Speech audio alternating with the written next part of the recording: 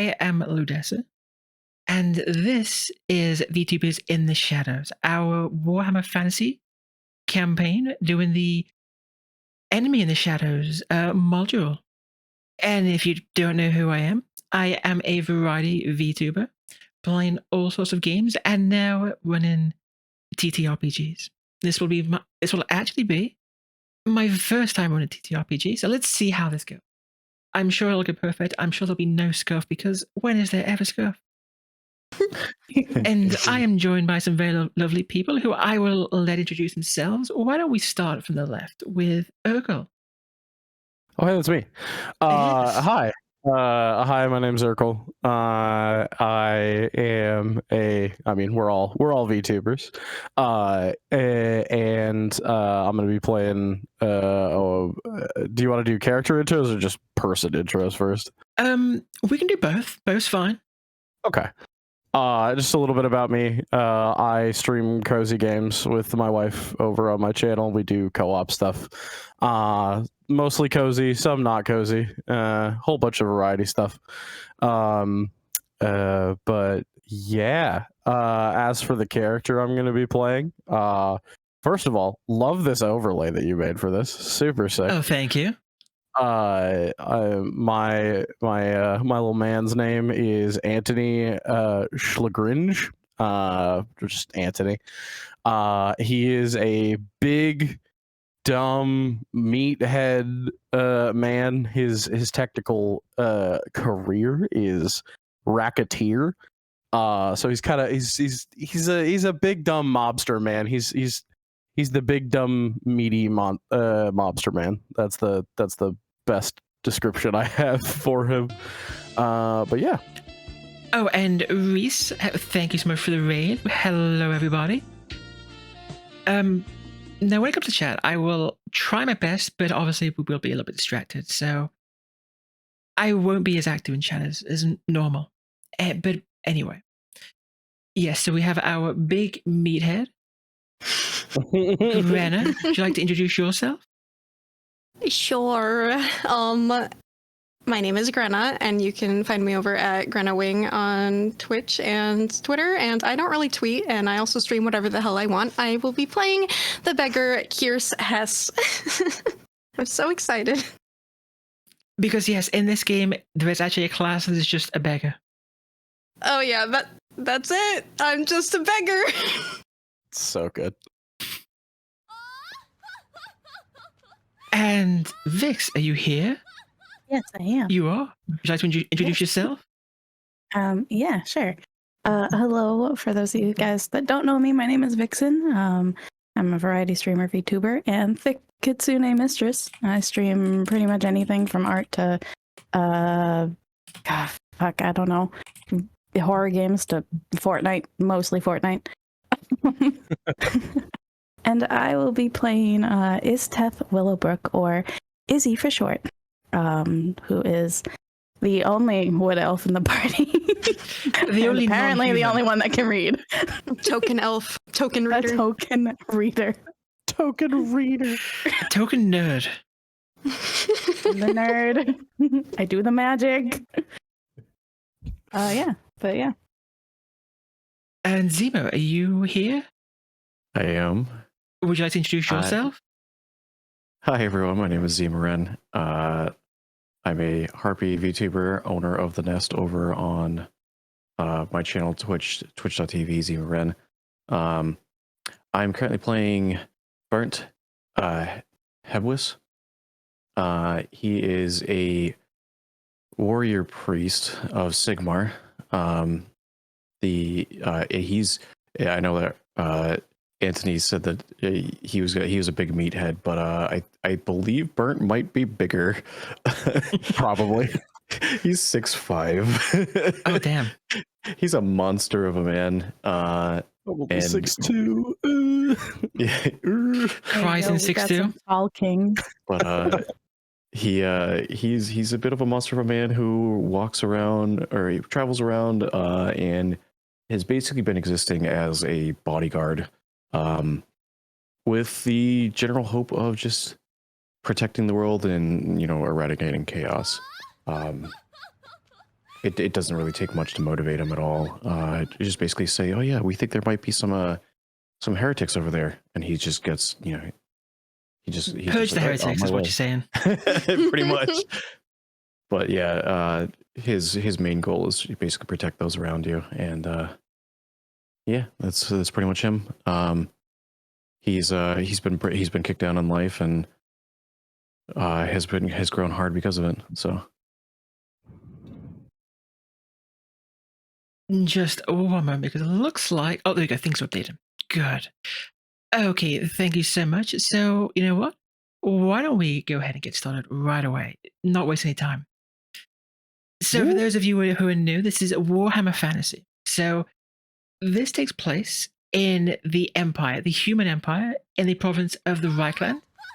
And this is basically like the capital province. This is where the capital Altdorf is, where the Emperor Karl Franz lives. And at this point in time, our four, let's say adventurers for now, our four adventurers, they are all on their way towards Altdorf. Why exactly they're going there? Who knows? Only they know. And they've been traveling for a while. It is going to Altdorf by foot takes a long time. And at this point, they're probably like 8 days out if they keep traveling on foot. If they can get a coach, it may just be like, a couple of short days. However, it's getting late. It is getting towards the evening. The sun is beginning to set over the forest. And things can get dangerous at night. There are bandits on the roads. And there are always rumors of much worse in the trees, of bestial men with cloven feet and the heads of goats. The kind of things that, mothers tell their children to keep them indoors at night. Thankfully, though, the roads are dotted with coaching houses, one of which they are coming upon. They can just see in the distance the coach and the horses. It is a walled refuge. Kind of, usually these coaching houses will have, they'll have rooms, they'll have a bar, places to eat, places to rest in safety. And as they come down the road towards this coaching house, they see a coach just beginning to leave the gate. It slowly makes its way out the gate, and as soon as it's past the coaching house, past the walls, it speeds up into a furious gallop, straight down the road, straight towards our group. The coachman has a whip in one hand. He's whipping the horse into fury. In the other, he's holding a blunderbuss, which pretty much every coachman worth his weight will have a protection. And he's screaming at them, "Get out the way!" So, what are you going to do? Oh, God. Definitely get out of his way. You going to get out the way? Yeah, I'm gonna like hit the deck. I'm gonna jump as far as I can to my left or right, whichever one's more convenient. Bernt would probably realize what's going on really, really quickly and just grab Izzy and just pull her out of the way. Good, because I was just gonna look behind me and just stare at him. Bernt would move. I don't know how the world works. Basically, intentionally, Bernt would move just enough to get out of the way, and it basically shoot a glance over, like a stern glance over at the coachman, clearly not looking happy. Antony's just gonna turn and look at the coach, and, like, before he realizes what's going on, because he's a little slow with it, he's like, "You think you can tell me what to do?" And then he just realizes what's happening and stumbles out of the way. So yes, it goes barreling by at full speed. This with the livery on the side of the four horses. So one of the big coaching houses. It can be a little odd to see a coach go out this late at night. And especially in this kind of a hurry. So right away, you can tell there must be something important. But he doesn't really pay any of you any mind. Once you're out of the way, he goes by it, and you see that carriage fade into the distance. Ahead of you is the warm and welcoming light of the coach house, which, I mean, it's up to you. Would you like to find shelter there, or do you want to risk continue on into the night?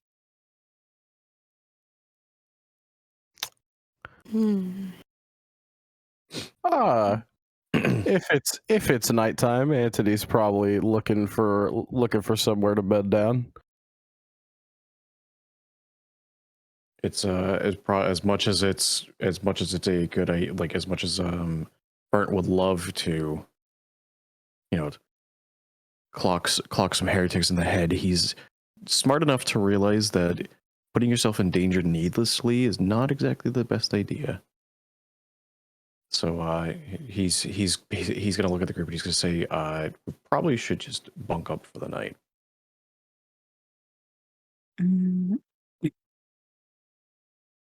I mean, whatever you guys want to do, I'm fine with. I don't mind traveling at night, but it's probably safer to bunk down.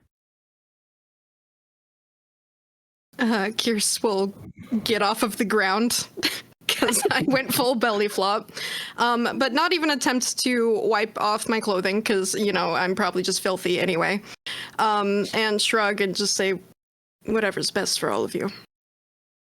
I don't mind. Okay, so it sounds like you're all gonna spend the night at the coach house.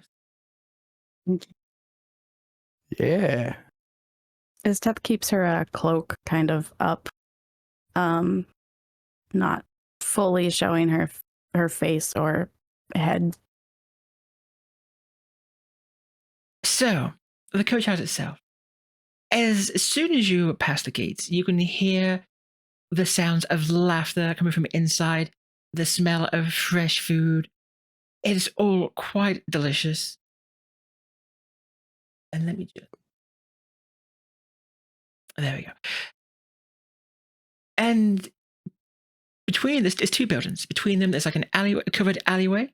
And at the end, you can see a cart sitting there, a coach that's kind of been, the horse have been taken away. So you can assume that there's probably the coachman inside. So if you want to make the journey a little bit easier and try to purchase spots on a coach, this could be your opportunity. Assuming, you know, you're willing to part with your hard-earned money, if you have any. What money? What is this money that you speak of?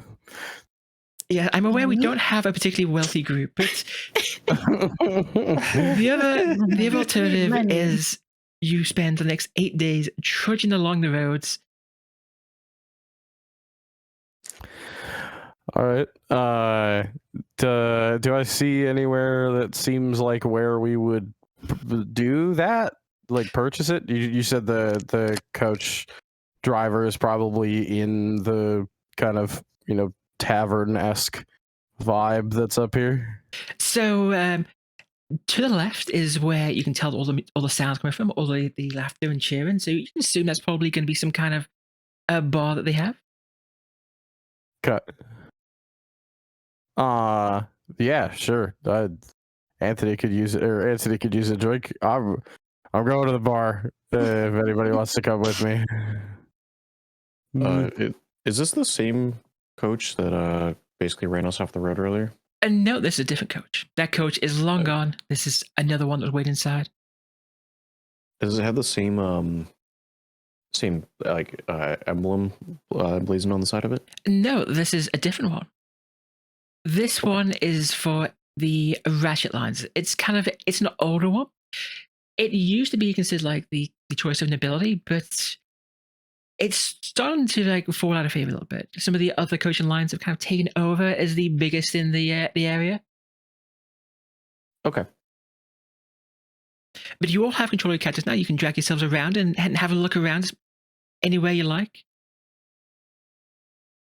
Ooh, interactable doors with fog of war. I know. This is sick. Pulling out all the stops. This is so cool. Let's go. See, Roll20 has nothing on this. If anyone would like to know, Honestly, Roll20, I can't get the fucking fog to work. For anyone who Fog wants to is know, so annoying to edit. this is a Foundry VTT. It is absolutely amazing. So as you walk inside, the place is fairly busy. There's a few people here. I mean, as soon as you walk inside, you are greeted by a fairly rotund man in an apron who you can assume is probably like the owner. He is very cheerful. As soon as you walk in, he smiles at you warmly. He greets you, "Greetings, welcome to the Coach and Horse. Oh, please do have a seat. We have a perfect spot right by the fire. Would you like anything to drink?" I mean, of course you want something to drink. I bet you've had such a long day. We can do food as well. Would anybody care for some food? We have a lovely soup right now if you're a little bit more frugal, but if you like something a little bit more substantial, we offer a delicious meat pie made fresh today.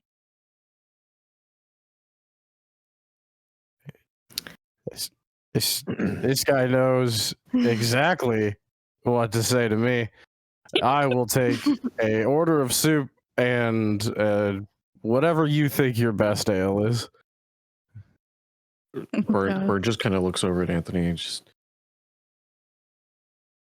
Hey, we've been traveling together for a bit, right? Yeah. Yeah. Have he you? Just looks at me. Well, I guess have we been traveling for a bit? That does make it easier. It does. I feel like I would be the newest to the group.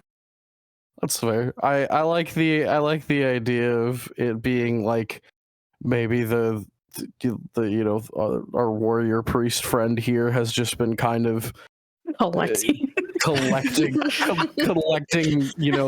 lost and forgotten toys as he moves about the lands. So would he? So I'm assuming he'd be aware that Chris is broke. Chris! Do you mean Chris? Kirs? Kirs. Sorry. No, it's okay. I'm just like, huh? Who's Chris? I'm also. When we pick Chris. I think we did the one game here. I'm also a little tired. You Gucci. Is Anthony short a coin? I'm not like broke. I have money. Oh, I figured it out. Never mind. What am I rocking? Oh, hey, barkeep, how much is that gonna run me if I order that?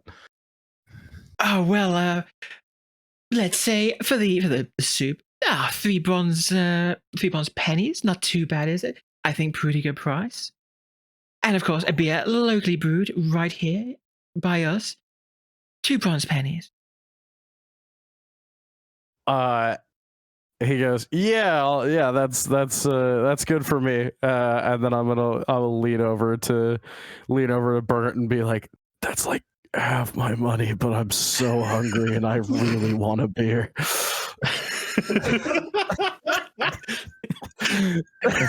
Bert just looks over and he goes, look, as long as you just don't cause any issues while we're here. I know you get rowdy when you drink. Well, I mean, that's only if people get rowdy around me. All I do is match energy. You know that. Speaking of rowdy, right next to you there is a couple at the bar, an older and a more of a middle-aged man. They are drinking heavily. They are laughing and cheering and talking and in fairly slurred fashion. It feels like they've probably been at the booze for a little while now. From the way they dress, though, you could probably guess these might just be the coachmen.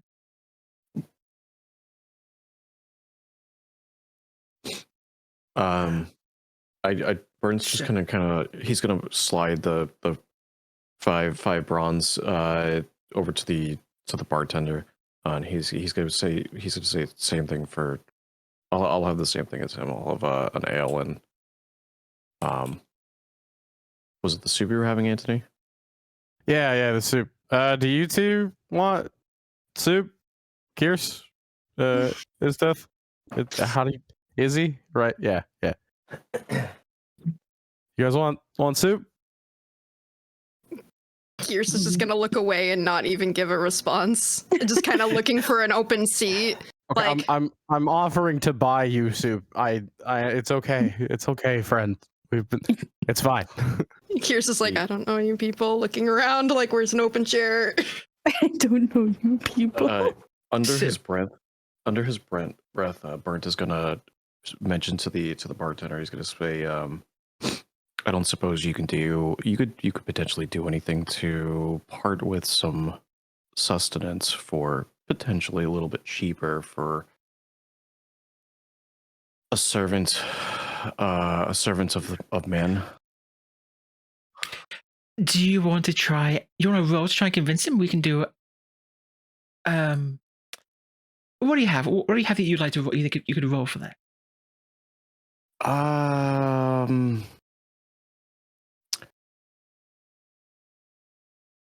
Let's see. I would say I would love to say leadership, but I don't know what appropriate role would be for how I'm coming across, because it's almost like he's trying to convince him through his service, like his being a like his warrior priest and like his respect for his position. I don't know what would be appropriate for that. I could see how you could go with leadership, leading your flock of Sigmarites. I believe you are a priest of Sigmar, aren't you? I am a priest of Sigmar, yes. So if you want to try and like guide your flock of loyal followers to give charitably, you can definitely try that. Okay, yeah, I'll try that, because he's also going to kind of like lean in a way where the symbol of Sigmar that's on his shoulder is kind of like a little bit closer to his face, kind of like implying 100% of what he is. Astounding 99, roll 1. Wow. Uh-oh, first round of the campaign, and it is Let's go. good. Ooh, one away from a crit fail. This guy thinks your god smells. God, how even? Well, what we'll do is we'll make this an opposed test. And what we're going to post with? I think something good for that would be something like maybe. You know what? Let's just do an opposed leadership. See who does better. Okay. Gosh.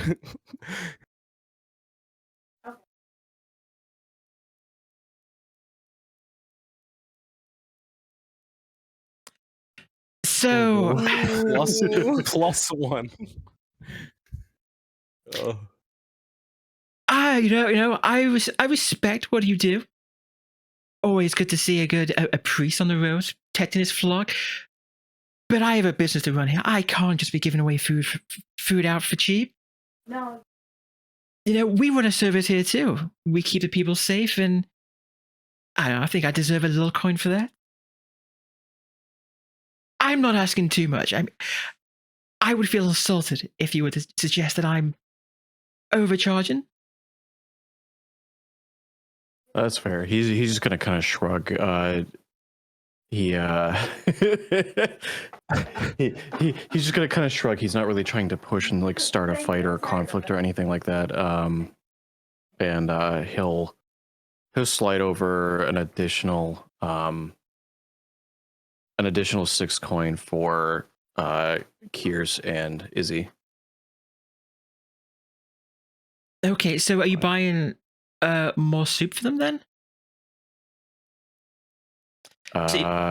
So he's buying, yes. Okay, so you're buying 3 bowls of soup? Yep, 3 bowls okay. of soup and 1 ale. And 1 ale? Okay. Ales for himself.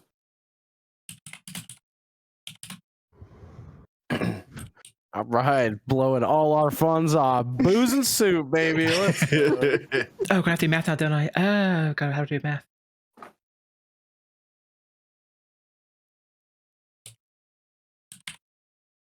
Does that work? There you go. Okay, so all you have to do, very easy, just click pay. Oh, okay. Oh, cool. And then for Antony, you bought I think you bought a soup and an ale for yourself. Okay, good. I did do the subtraction, right? Oh, it throws the coins on the table? That's fun. Yeah. I know, it's really nice. So he Sick. points he points you to the over to the fireplace. Says, "There's a free table right over there. As soon as your soup is ready, we will bring it over." Actually, as you Sounds look over good to there, me. you can see there's a few more people in here. There's also at the bar is a very fancy, foppish-looking man with a very nice mustache, a very trim mustache. At another table, there's a group of 3 women. One of them clearly nobility from just her very expensive dress. She has no other person with her, a much smaller, mousy-looking woman, and accompanied by a rather large woman, a lot of strong woman. You can probably assume she's some kind of bodyguard for her. She doesn't take any notice of you. She almost seems to like actively trying to avoid looking your way as if just your sight is offensive to her. The other man at the bar, though, he does occasionally take a glance towards you. He tries to just keep it coy and avoid you noticing. And maybe you've noticed in another corner, in the opposite side of the bar, a young man in kind of what looks kind of like student clothes, sitting there reading a book, just sort of completely absorbed in it. Doesn't seem to notice that anybody else is here. Hmm. And then there is another man behind the bar, a tall, kind of gaunt man, cleaning glasses, pouring drinks. He doesn't seem to be interested in kind of like talking to anyone. He's just doing his job. Hmm. And you don't wait long before Gustav comes back out. He's expertly balancing the 4 bowls of soup and the 2 ales. He says, "I hope you enjoy. My wife made these. She's an amazing cook. I don't know how she does it, but can I pass his belly? I wasn't like this before we got married. By the way, you can call me Gustav. If you need anything at all, just yell and I will be right over." Gustav, I'm kind of new to buying fares for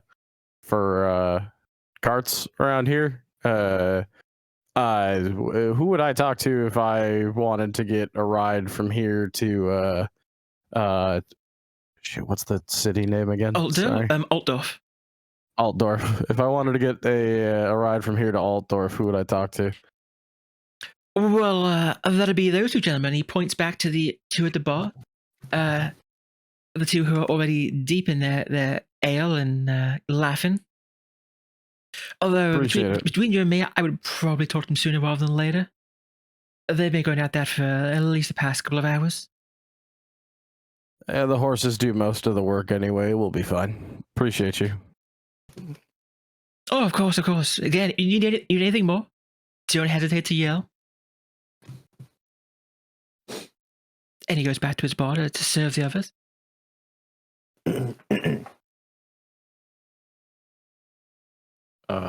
Bernt is he's gonna kind of like sit there, like just kind of he's gonna kind of like pay attention to the room, get a sense of the vibes, because you said the group of ladies, or at least one of the ladies, was kind of like actively avoiding looking at us. Yes, you'll see this one right there. Okay. Judging by what she's wearing, she's definitely a wealthy woman. He's just gonna kind of like, as he's gonna start paying attention to the room, he's gonna try to listen to see if he can overhear anything that's like either being told about us, or just kind of like listen for any sort of rumors or discussions going around the room. Do you want to give me a perception check? Sure. Let's see if I can't crit fail this one too. Let's go. Look, just get the bad rolls out the way early. Yeah, right. Yeah. Jesus. Yeah, and unfortunately, all you can really hear is the drunken slurring banter of the 2 coachmen. And what they're talking about is pretty much nonsense.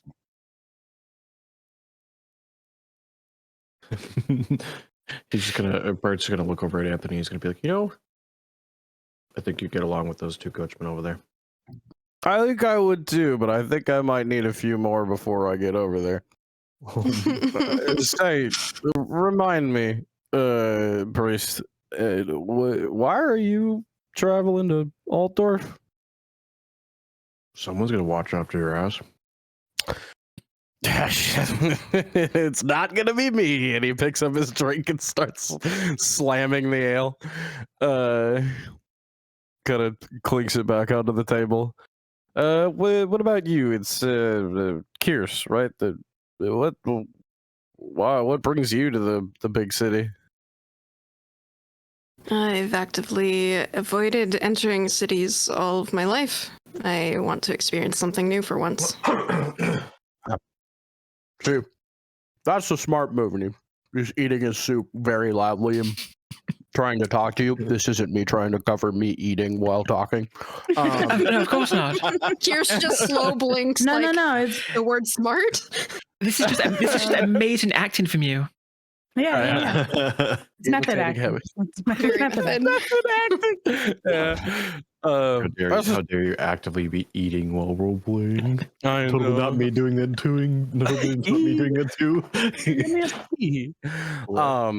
But that's a smart move, Kirs. City's dangerous, loud, full of less than upstanding people, and he kind of like straightens his shirt a little bit. I used to run protection for shops back where I'm from those less than kind people. And I suppose that only leaves one more. Izzy, what brings you over here? So Izzy is currently sitting at the table. Mm-hmm. Soup. The one hand on the soup bowl, the other hand with the spoon, and she's currently bringing the spoon up to her nose to sniff it because she's like, human food. I don't know. Do I trust it? It's just water, vegetables, and meat, I promise. But sorry, go for it. It's a little scarce on the meat, Mhm. but there's definitely water in there and vegetables. Yeah, Water. it's fine. But as you kind of look at her and turn to her to talk, and she puts down the Wait, hold on. I need to put this on the floor. She turns to you and looks up from her little like, what the fuck is this? To well, there are rumors going about of beastmen and other corrupt creatures within the forest. So I've been sent by my enclave to find out potentially what's going on and what could be causing these creatures to show their face more and more often.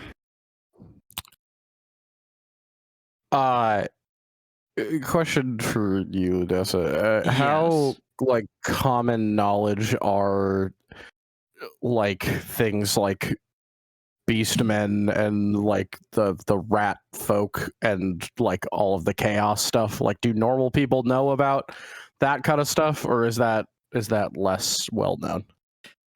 So Skaven, most likely you've never really heard of them. Maybe you heard, especially because you're on the sea, maybe you heard rumors like giant rats in the sewers, but rat men, probably a pretty far-fetched thing, don't you think? Yeah. As for beastmen, it's the kind of thing, like I said, mothers will tell their children, not to go out too late, or they'll be eaten by the beastmen, or they'll be turned into beastmen. The Empire isn't exactly keen on it becoming too common knowledge about chaos, because the more people know about chaos, the more likely they are to fall to it. Mm-hmm. So it's more they're like rumors and myths and that sort of thing, rather than oh, there's definitely things out there. Gotcha. Well, he's gonna throw that straight out the window and go, I have seen beastmen are fucking terrifying. I don't know why your enclave sent you this way. He's bullshitting. He's just telling stories at this point. And he'll go into this long, story about how he fist fought one in a bar back where he's from. This big hairy horned beast came through the door, and he like stands up and puts his foot up on the bar stool, and he tried to steal every drop of How loud are you being? So as the level of alcohol in his cup reduces, the level of volume increases. As he's telling this grandiose story about fist fighting a beastman. How many people are now looking at him? No.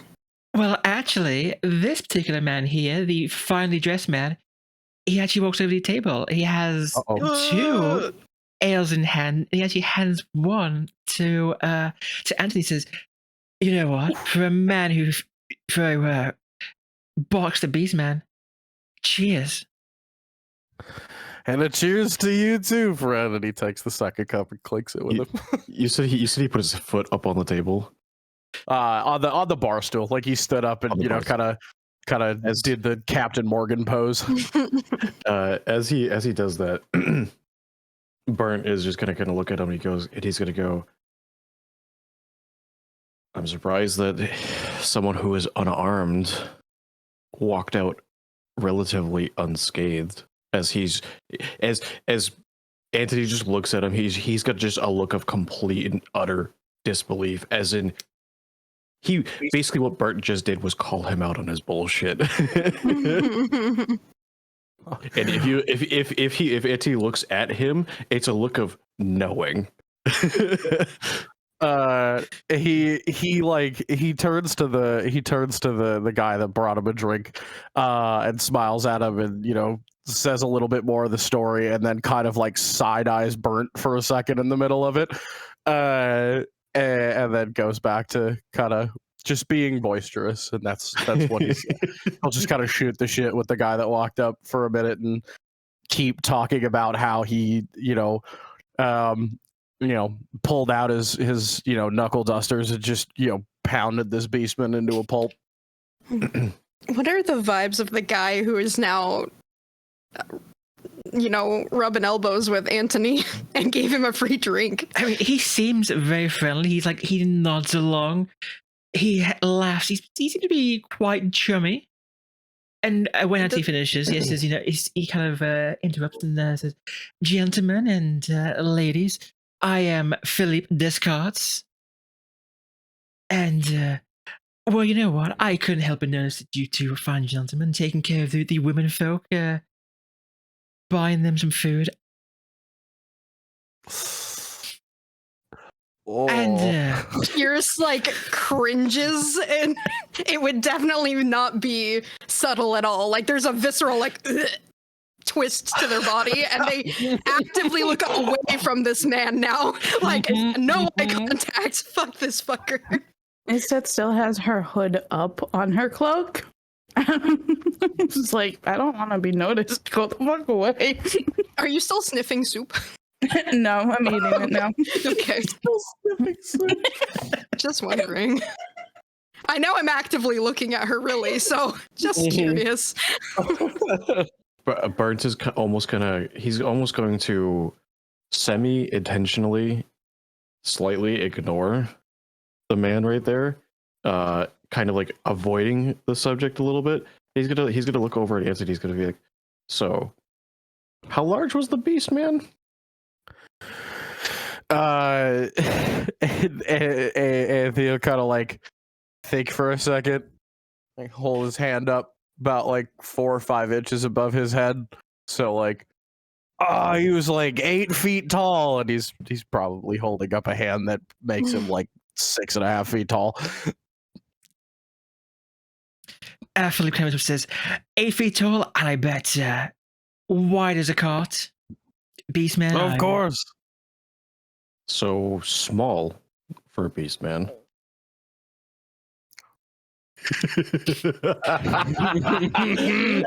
as he does that, he just claps Antony on the back, and like when he does so, it's almost like Antony's gonna have issues like keeping his balance type, like when he hits it pretty hard. Yeah, you clap him on the back, and he kind of like the foot on the stool like kind of slips off the front, and he kind of like schlumps onto the bar stool.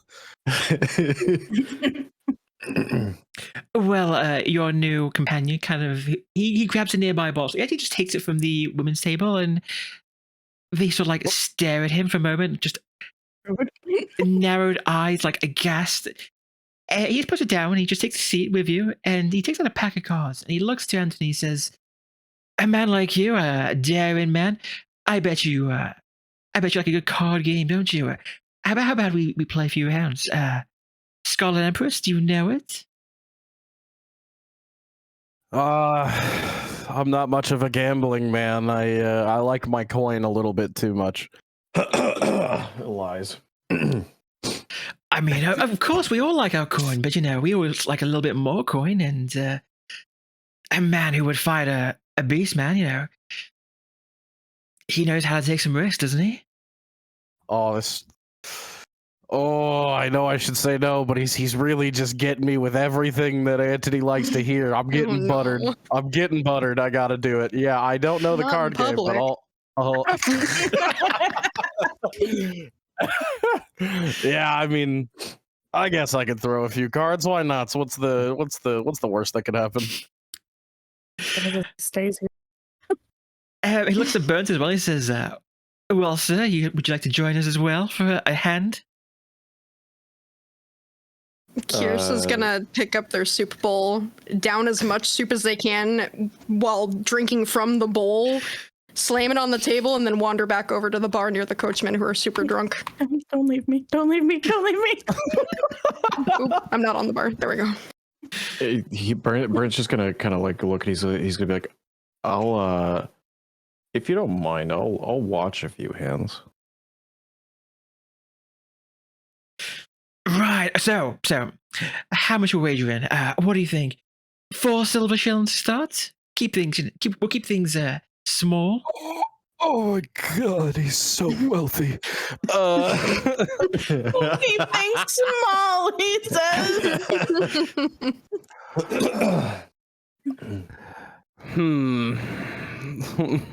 I don't have that much money. Perhaps it's not enough for a man like you. What if we say 8 silver shillings? Would that tickle your fancy? I think 4 is good to start with. Wait, do you even have 4 silver shillings? No, he's gonna try to play it off and hope he wins. As he's just kind of like, "Antony, are you sure you didn't mishear the amount?" Yeah, let me double check. And he like opens his coin purse. He like definitely Flies come sees that there's not. Yeah, flies come out. There's definitely not 4 in there.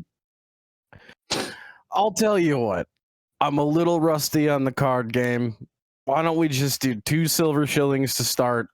And if it's a card game I've never played before, I'd like a low stakes one up front. I understand. I have the money to burn. It's just, I'd like to learn with lower stakes, Of course. 2 silver shillings it is. I'll deal in since you don't know how to play, and it's a simple game, and he'll go on to give you a quick rundown of how to play. So what we're going to do is we're actually going to do an opposed gamble. Oh my! I think I took points in gambling. I think. Did you? You think? So, Did I? Nope. Oh, Nope. gambling's based off of intelligence. There it goes. Oh, Yes, it is. Hey, you don't have to be good at it to like it. yeah, that's so true. You said I could use these fancy points I have to automatically pass rolls, right? Uh-oh. Yes, but you can wait till after the roll. Oh, I can actually wait until after sick. You can wait till Okay. find out if you win or not, and then you can decide to use them. All right, 1 in 5. Oh, it's opposed. Okay. It will be opposed, opposed. yes. So All right. go ahead and roll to gamble. Big gamble, big gamble, big. Ooh, that's not good. Ooh, that's -6. That's a big gamble. That is I love that they call that. I love that they call it a astounding failure.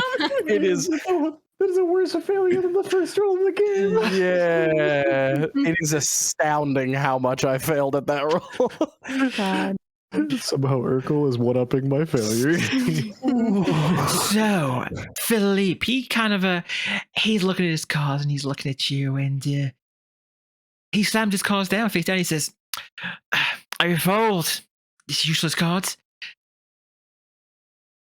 Oh, But you know, sir, 2 silver shillings to you. But you know what?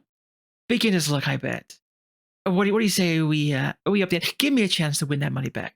4 silver shillings? Another hand? Of course. 4 silver shillings it is. When he does that, can I try to like read his character to see if he's like potentially Yeah, trying to intuition, lead is Antony that on like a and like thing? bait and hook him? Yeah, definitely. Give me an intuition. I'd also like to. I don't trust this man. Both of you then, go ahead. I rolled a 36 versus a 36. Meh. Nice. 69. Let's go. Let's go. Yo.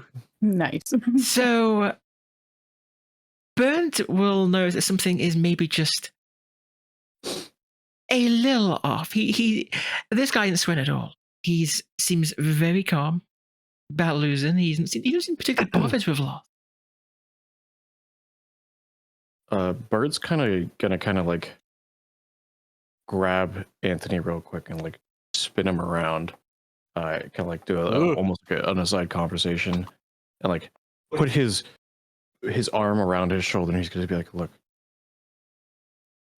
we need to find a place to bunk up for the night on the tomorrow. Those 2 silver shillings will more than cover us for a couple days. Take it and run." Yeah, but like 4 silver shillings would cover us for longer. He's playing you for a fool. And if he plays me for a fool, I'll play his jaw like a guitar with my fists. I don't know what that means, but I've had a couple of drinks and I want to punch him. I would like to sleep somewhere dry tonight, and if you get into a fight with him tonight, we're not going to be able to stay here. All right. And Antony will spin back around and go, "Well, I have been informed by my friend next to me that Sigmar himself has contacted him and told him that gambling is in fact not good. So I do have to take my money and run. But I'll tell you what, you gave me a free drink, you listened to my story, you gave me a chance to win your money, and I'll flip you back 1 silver shilling. So that way you're only down half your money, and you taught me how to play the game, so I appreciate that. You know, it was good fun. You know, the bit about the women needing protection was kind of shitty, and the fact that you stole that bottle from that table over there was kind of shitty, but like, other than that, thanks for the card games, man. I gotta go find somewhere to sleep. You know how it is. What? You know, you can't just leave without letting a man win back his money. Don't you know that's bad luck? As he does that, Bernt is going to stand up, all 6'5" of him, and step between the two, and he's going to say, "You heard him." As he come on, we are friends here, aren't we? We shared a drink. What's a couple more silver shillings? If you even lose, did you even really lose anything?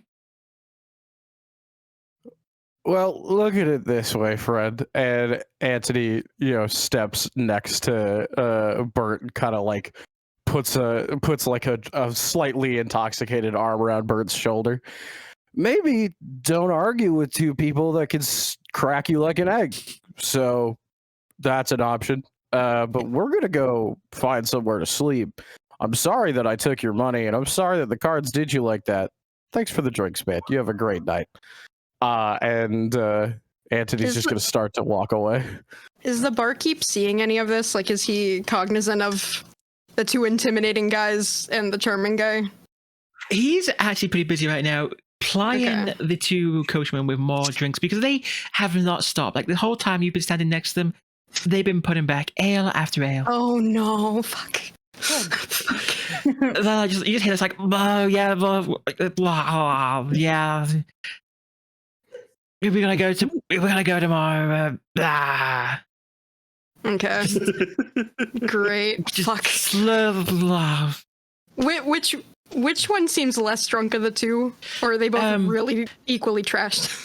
The older one may be slightly less. You probably figure he's probably drinking a bit long. He's probably like had more years behind him to drink and. Okay. So if the bartender didn't notice what was going on over there, I'm gonna cozy on up next to this guy's side and wait for an opening to talk while the things go down with everyone else over there. One second. Let me see if I can make this work for giving somebody the money that they owed. Does this work? Ooh.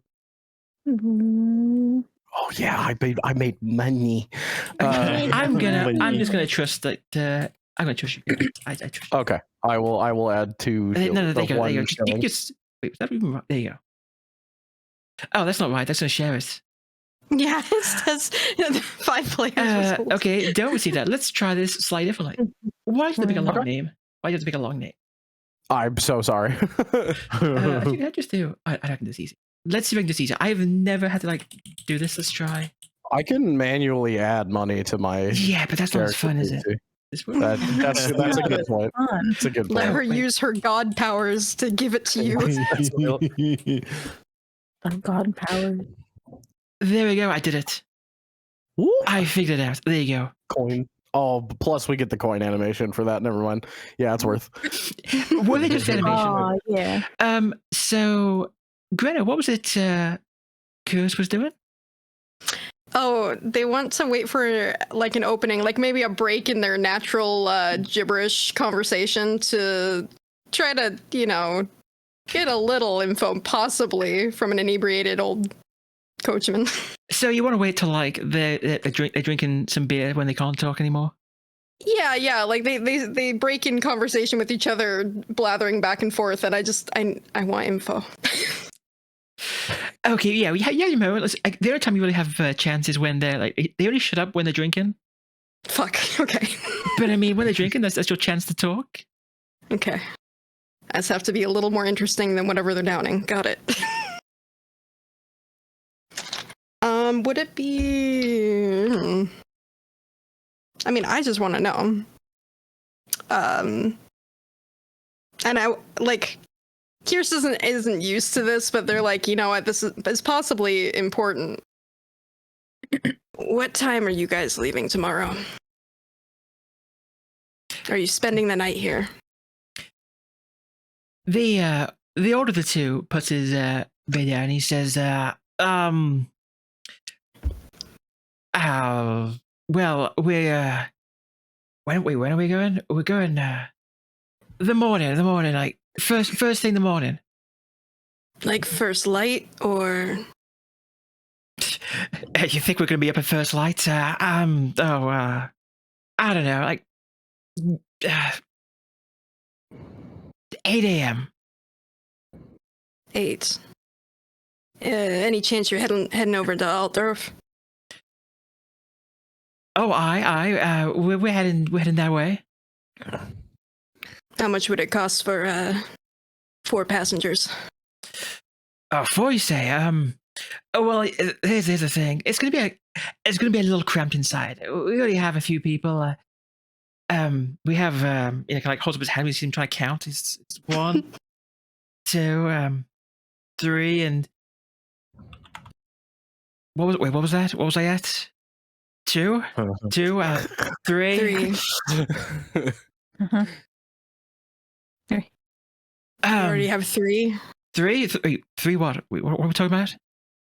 How many are going to be in the coach that you're driving tomorrow morning? Oh, the coach. Yes. Oh, well, there's that a rich woman over there, and there's the six of them. He looks over to the student over in the corner. Says, the two of them over there. So what's that like? 8. He looks at his companion. He says, "Wait, can we fit 8 in there?" Okay. Listen. If you want to ride with us, it's going to be on the roof or hang off the side. Okay? There's no room. Maybe we'll see you in the morning. Thanks for the information. I'll leave you two to it. And just Kirs is gonna go stand over here, considering the options. Well, you know, whatever is happening with Mr. Suave over there is happening with everyone else.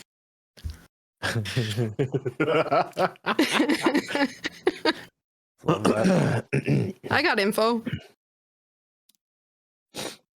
What about Izzy? What's Izzy doing now that everyone else is leaving? Well, is she gonna be left alone with our charming friend? No, God, no! I swear to God. If the two guys are walking away, I'm taking my soup with me and walking with them. I've just kind of been watching the whole thing happen while I'm eating that soup. And just walking timidly again, cloak up, knowing that the last few places that she's been alone, she hasn't been entirely wanted by the people of the community. 'Cause elf. So just kind of keeping her head down, cloak up, and really not saying a whole lot. But if both boys are leaving, so is she. And what exactly are Bernt and Antony doing now?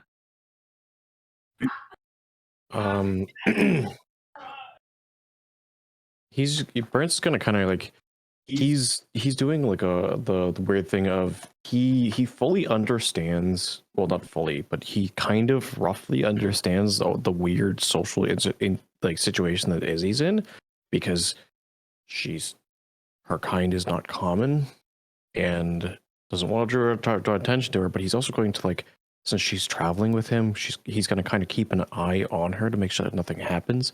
Because honestly, he's got no idea how people are going to react if they find out what or who she is. So he's always going to kind of keep a rough eye in her direction to figure out what's going on. But he's also going to he's gonna look back at the man who tried to, but he's convinced tried to swindle Antony out. And he's going to say, I don't suppose you're happening to look for work. Yeah, are you asking me if I'm looking for work, or? Yeah, a man of your stature seems to always be in need of protection, especially while on the road. Protection up. Trust me, I was a mercenary back in the day. I know how to take care of myself. Actually, I'm going to Altdorf to visit some family there. Okay. You know, it's quite a bit of a journey to the city. So you can say it again? So you know, it is quite a bit of a journey to the city. Oh, that's why I've had my place on the coach already. I'll be accompanying these fine ladies here, and he kind of like sort of nudges towards the table of women who are not paying any notice to him at all. The ladies' man who's not a ladies' man. I love women is sexist. What a combo. I love women. How can I be sexist when I love women so much? God. Vanessa, please, I was drinking water. Oh no. I'm gonna grab some water quick. I'll be right back. Just scoot past this man and just kind of go somewhere else. Kirs will try to like flag down either Antony or Izzy since they're kind of closer to the bar to see if one will come over. Does anyone want to go join Kirs? Where did you go? Yes. All the way back to the door. Oh, how do I? Go.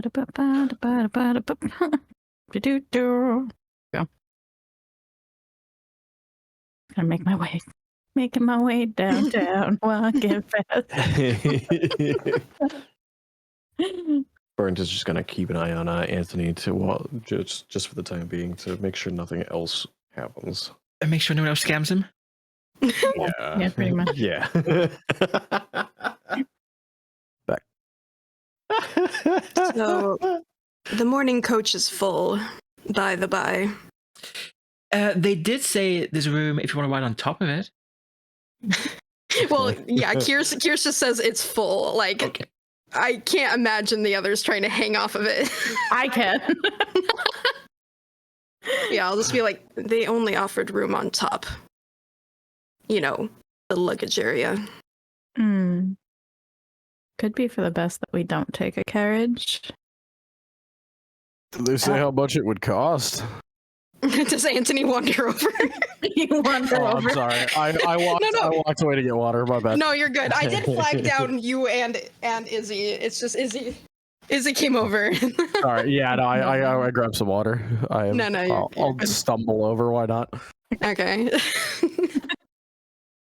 No, we never actually broached that besides it being full and only having room above. But she may be right that taking the coach isn't the wise option. Is there a Especially- particular reason it's not the wise option? I didn't say it wasn't the wise option. I just said it might be for the best. Oh, okay. But also, that man is on the coach supposedly. So Kirs know like how- also recoils again when you mention that. Like, my You thought- do notice that the student looked a little uncomfortable with you guys all being crowded there. He kind of like I know. he looks up at you from over his book and he kind of like shoves the book.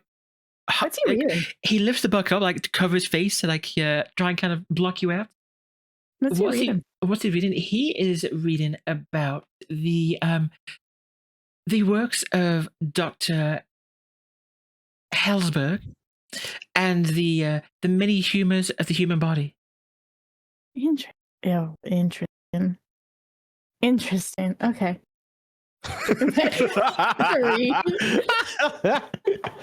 Tee. Just using Oh the my Twitch God. chat as my out of character chat. That's fair. I'm gonna scoot One closer of to you, the you may have noticed that actually posted to a post near by the bar is a poster. If the Oh. one person who can read pays any attention to it. Yeah, sure. What's on the poster? What's on the poster? Let me find the poster for you guys, and I will share it with you. Yep, one person who can read. Oh, one person who can read. What do It's the elf. what do those silly symbols on that piece of paper mean? Guys, look at good pictures. What? Sorry, can't read. It just looks like one of those ink blot tests. What do you see? Shapes and shadows. Oh, that did not show what I wanted it to show. Why did it not show what I wanted it to show? Get Oh, it? I see rude. the appendices. Oh, here we go. I did it this time. I figured it out. I'm smart. Right. I swear. I believe. There we go. I could show it to you know what, I'll show it to all of you. You can't read it, but you can appreciate it. How about that? Close my eyes. Look, it's letters. This letter wanted Ooh. bold adventurers for His Excellency, the Crown Prince Hergard von Tassenik. the Grand Principality of Osland, he hereby gives notice that he is currently resident in Altdorf and wishes to engage the services of a party of skilled adventurers. Employment is beginning as soon as possible for an indefinite period. Would-be applicants are forewarned that they shall be required to undertake a most perilous mission into unexplored regions of the Grey Mountains. The matter of the utmost delicacy and absolute discretion is required. Remuneration is negotiable depending on experience, but a minimum of 8 shillings per person per day is guaranteed. That's silver shillings. No laggards, cowards, or dwarfs need to apply. Damn. Oh no! Well, I'm not a dwarf, so it's fine. Signed Dwarf by the hate be personal real. scribe to Crown Prince Hergard. Is Izzy reading it out loud? No, I'm just reading it. Do we need do we need money? Do you need money? Do you guys need money? I do things for money, so yeah, kind of. Yeah, I would prefer to have more money. Seeing as I used most of what I had left to make sure y'all could eat. And she kind of she kind of pulls this off the board. And shows it to the party. Not No, no. none of them can read. I'm just gonna flashbacks to like Avatar and Toph and trying to like, show her pages. No, no. Yep, pretty much. Bert just kind of like he looks at the paper and looks at her. I want to let you know. I forgot to mention she is tiny. She's like only 5'1" or 5'2". Like she's not. Oh. Aw. She's Small. Bernt just kind of like looks at the page and then looks at her, and like she could just tell from the look on his face like he doesn't understand what's on the page. He goes, "Yeah." Mommy? Sorry.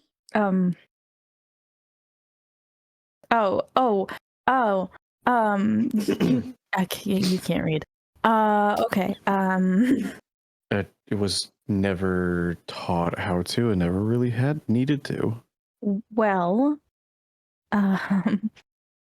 there's a Crown Prince Hergard, is looking for a party of adventurers to employ for a indefinite period. So I don't know if any of you are looking for work, but this could be something for you guys when we get to Altdorf.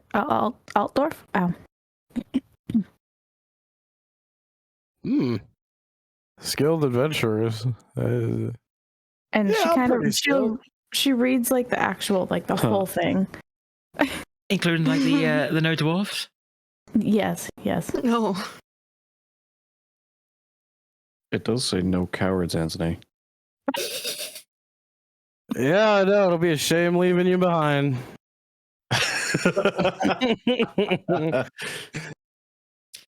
In the background, you can just hear a familiar voice saying, you gentlemen have played before, haven't you? Taking all my money. If you looked, you would see Philippe sat by the 2 coachmen with some cards out on the table.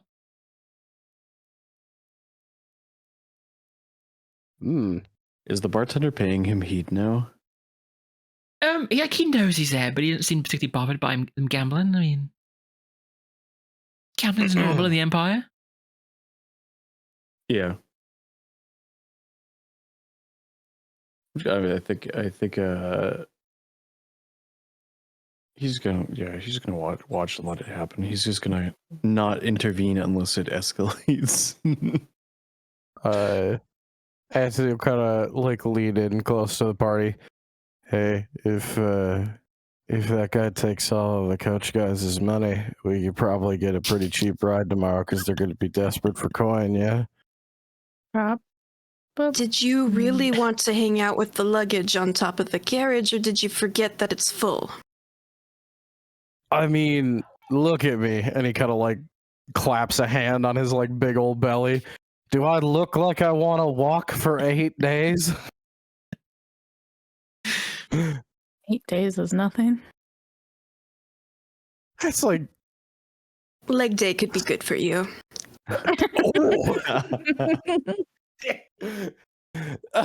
Have you seen your legs in a while? Damn! Wow. Bert just kind of like looks at Anthony. He goes, "I think he's got a little. I think he got some issues seeing some other things too.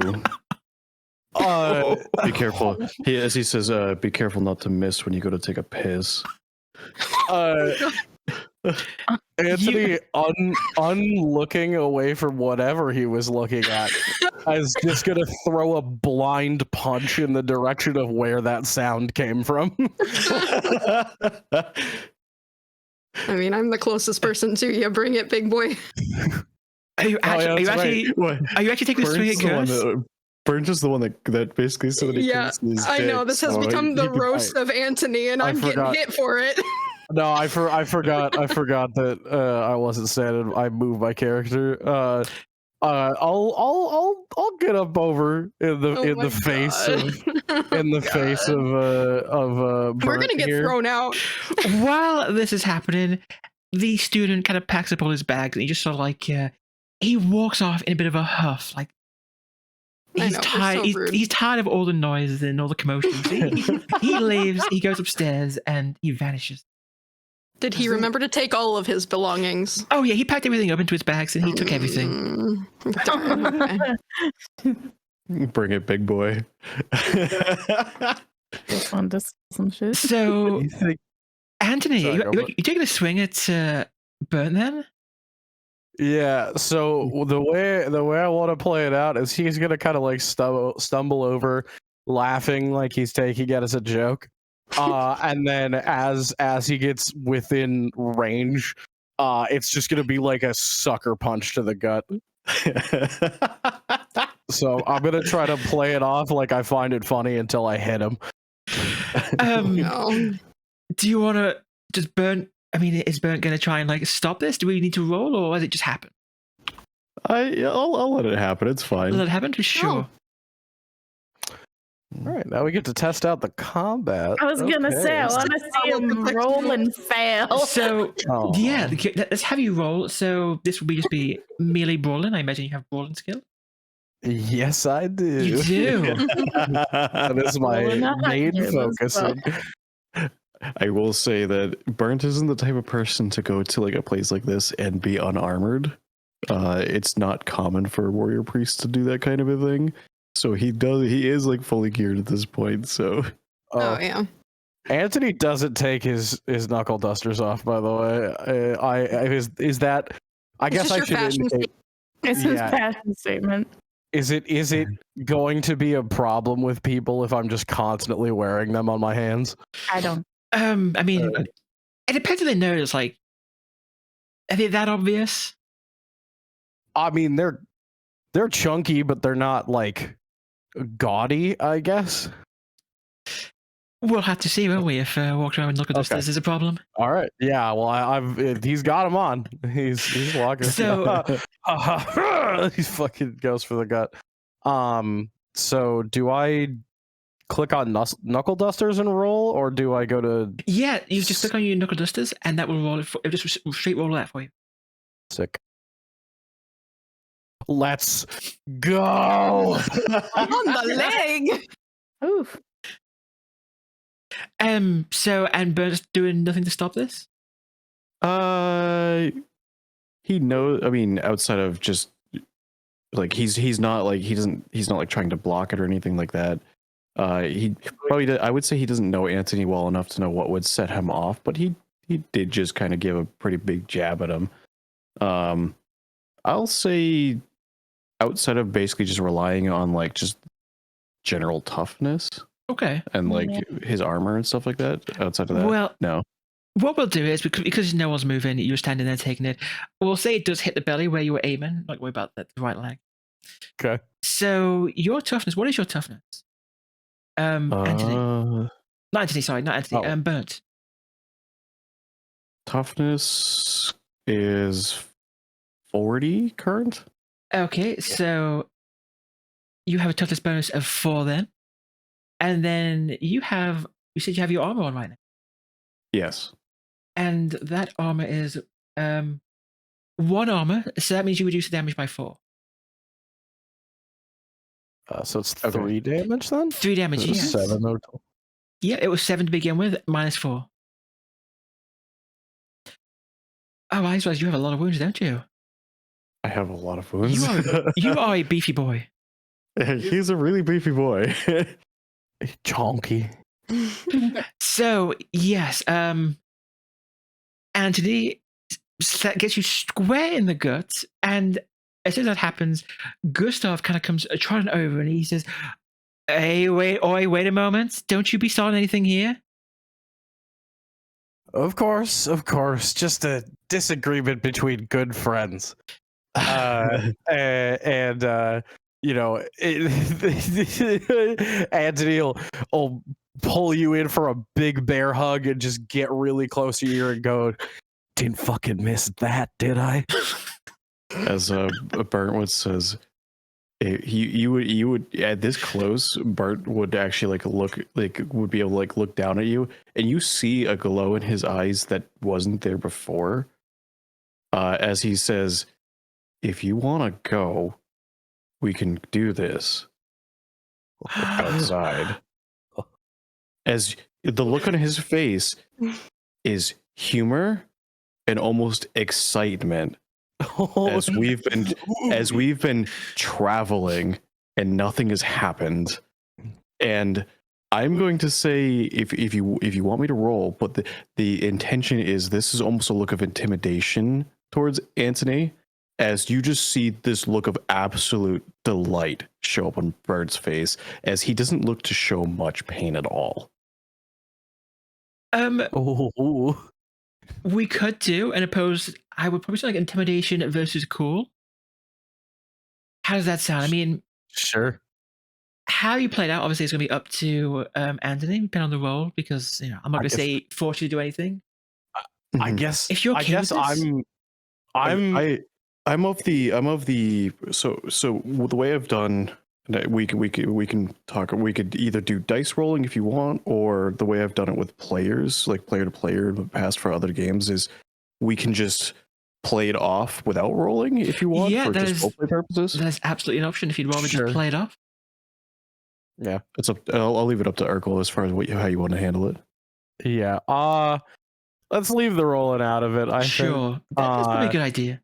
I will say though, that little bit of commotion that's going on, it has cleared the room a little bit more. You see the 3 women with the wealthy woman first. She heads upstairs, followed closely behind by her servant, and the large woman kind of glares back at you before she turns to follow after them upstairs. Who is she glaring at? She's just glaring generally in your direction. There's a lot of us in this direction, but fair. I mean, yeah, it's hard to like pick one person out, but you can kind of guess who it's aimed at. Okay. I wink back at her. Oh no. She just stomps off after that. Yeah, you forgot to ask her which room she was in. That's real. Antony will put his hands open, but take a step back. Hey, I'm only getting you back for what you said. That's all. We don't have to take this any further. Plus, like you're imbued with god powers. It's kind of not really my thing. I like fair fights. You know how it is. One thing I will say though about blessings is, just so you know, they don't tend to be very obvious. Miracles are obvious. Blessings, no, they don't tend to be like flashy or anything. Mm-hmm. Okay. But miracles absolutely will be noticeable. But Bernt just kind of looks at him and he goes, "I don't think I would need to rely on the blessings of Sigmar, but I don't think we're gonna have a problem, are we?" No problems. We're having a good time. We're at the bar. Just don't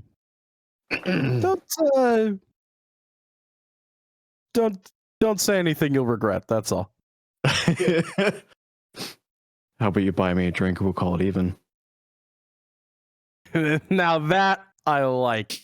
And he goes up to the bar and waves the bartender down to get two more drinks. Oh no. 'Cause I'm not broken up already, baby. Have you rolled your consume alcohol yet? Oh, I Oh haven't. yes, yes. We should have you do that. Let's have you roll consume alcohol and see just how that's going.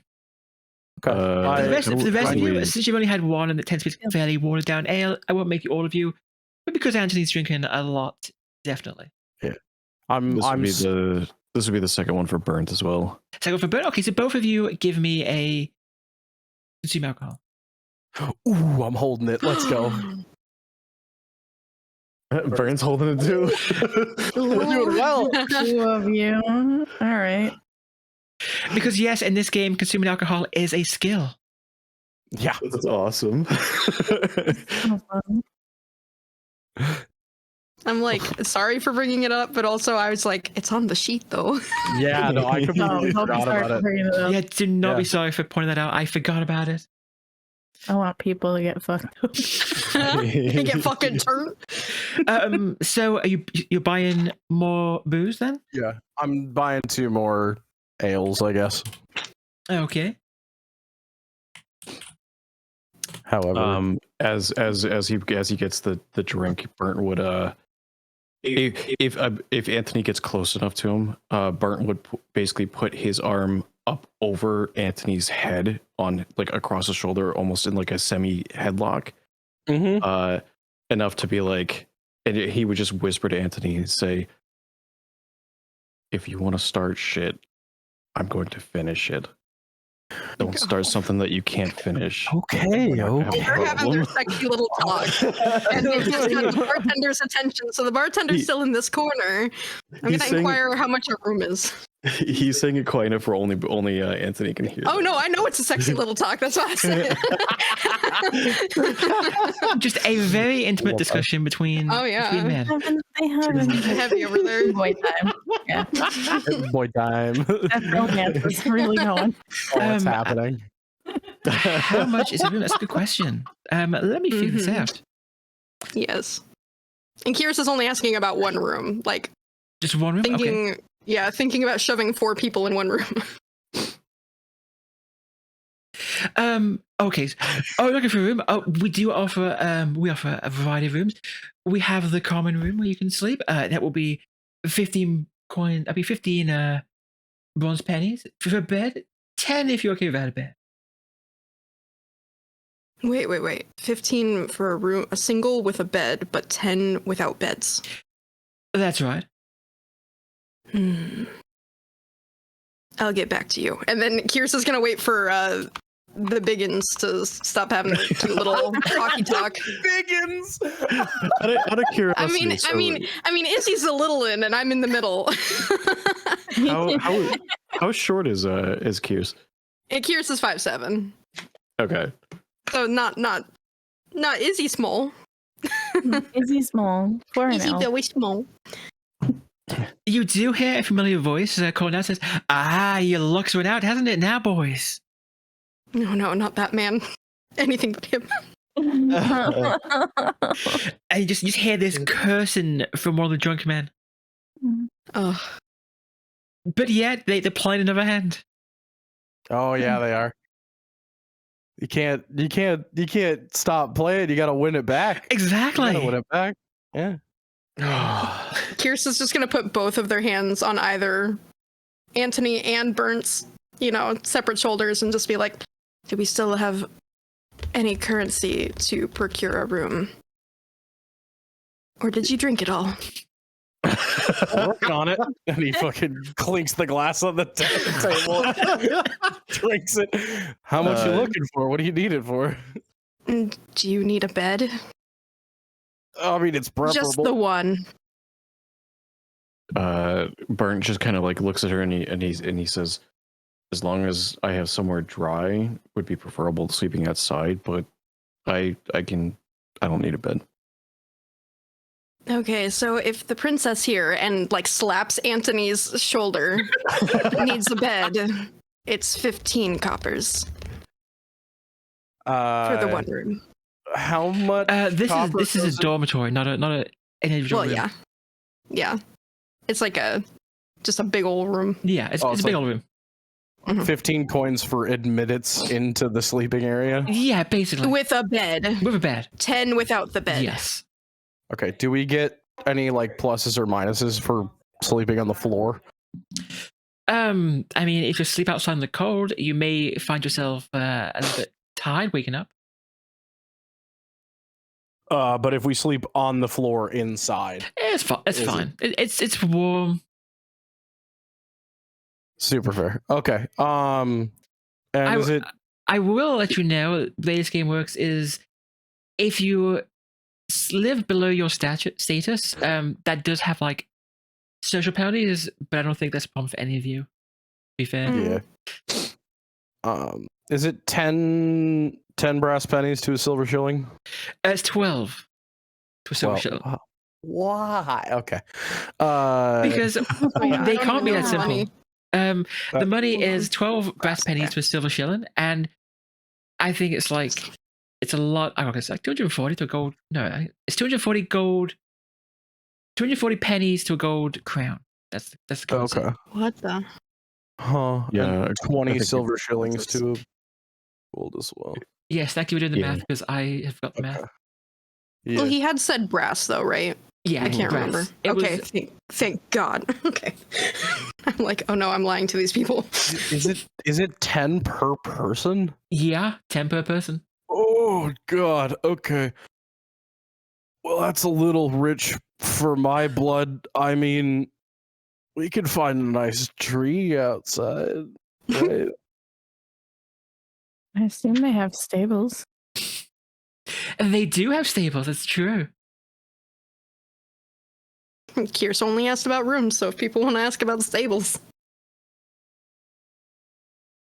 I mean, do we really need to ask to sleep in the stables, or can we just sneak in there? That's fair. Mm-hmm. I personally am probably not going to pay that premium price to sleep on a On a warm floor. On a warm Not floor. even I a will. warm floor. It's probably stone. That's like there's a fireplace nearby. The room's might be- warm. The stone's probably cold. There might be some straw on the floor, to keep it nice and warm. Yeah. Yeah. That's fair.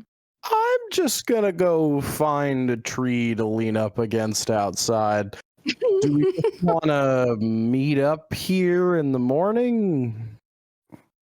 I suppose. If you want to go to the stables, that would be towards the south. Okay. I'm going towards the stables. Yeah. Kirs is always not like yet horses. going that way. Where are you going? Don't worry about it. That's the north. Is there a fence right here, or is it just drawn that way? There's a little bit of a fence there. Okay, I'm gonna. Is the coach over here? No, the coach is Fuck, south by the which side stables. is it on? God damn it. Okay, well, I'm gonna take the long way around. Well, I've lost her. Well, hello. Realize that I can't walk the other way, and then double back. Just checking out the surroundings. Just awkwardly walking around and hoping nobody Yep. sees you. You like double back. Yeah. I'm going towards the stables. Where this looks maybe stables? No. Yes. You can see there's stables around. I'm looking Around for the here? dude's coach. The dude's coach is right there. The coach is inside. Dang. Oh, look, stables. The coach looks like at some point it was quite a nice coach, but it's seen better days. The paint's chipping a little bit, and it's well loved, shall we say? I'm gonna try the handle. It is, yeah, it's open. There's no lock on it. Okay, I sleep on a bench in the coach. Oh my god.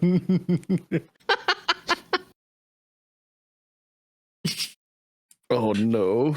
That's a I don't care if really- I get in trouble. That's a really good idea, but I feel like if we all do it, nobody will be here to, alert when people come through.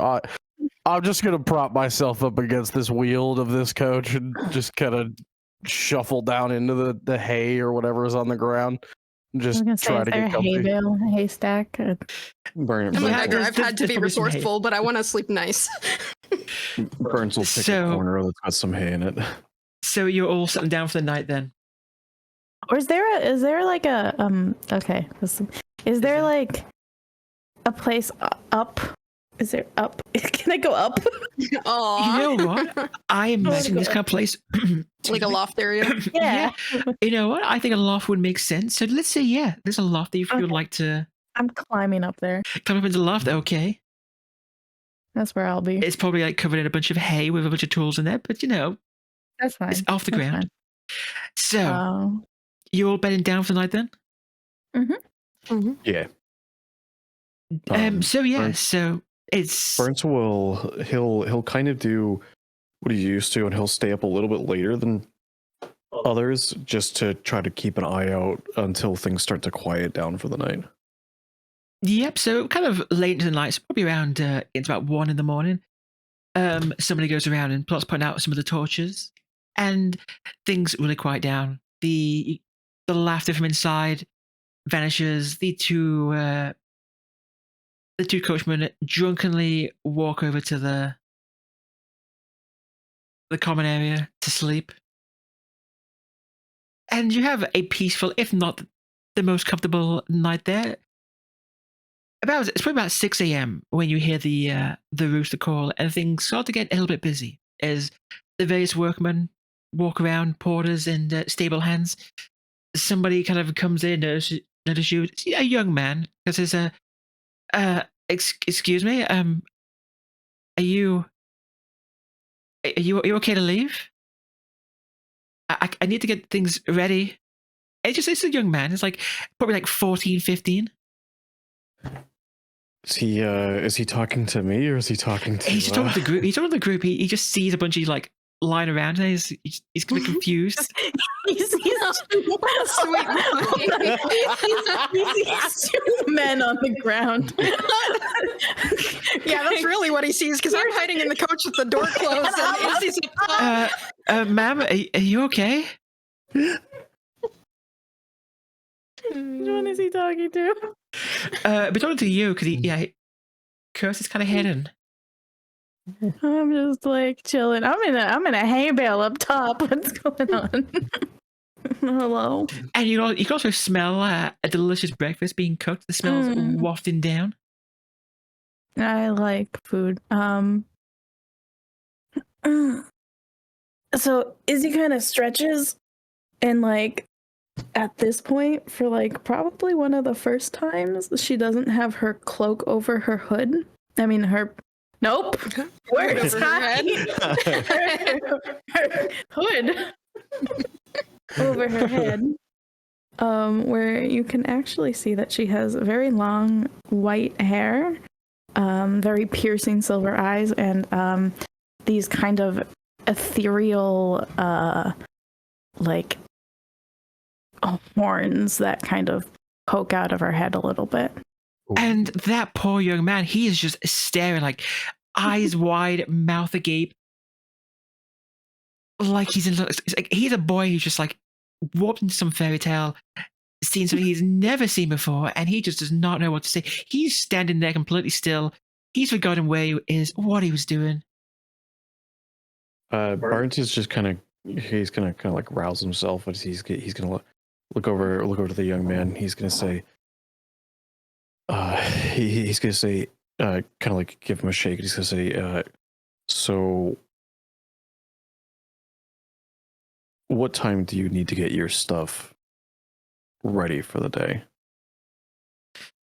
And you see his face just turns crimson as you kind of shake him out of his little trance. He's like, I need to start getting the horses fed now. I'm sorry to be a bother, but they are cooking breakfast inside if you wanted anything. Well, we'll go get breakfast, but you didn't see us here. And don't worry about this. Go go take an extra long morning. Go, relieve yourself and do whatever, and we'll be out of your hair by the time you get back. Okay.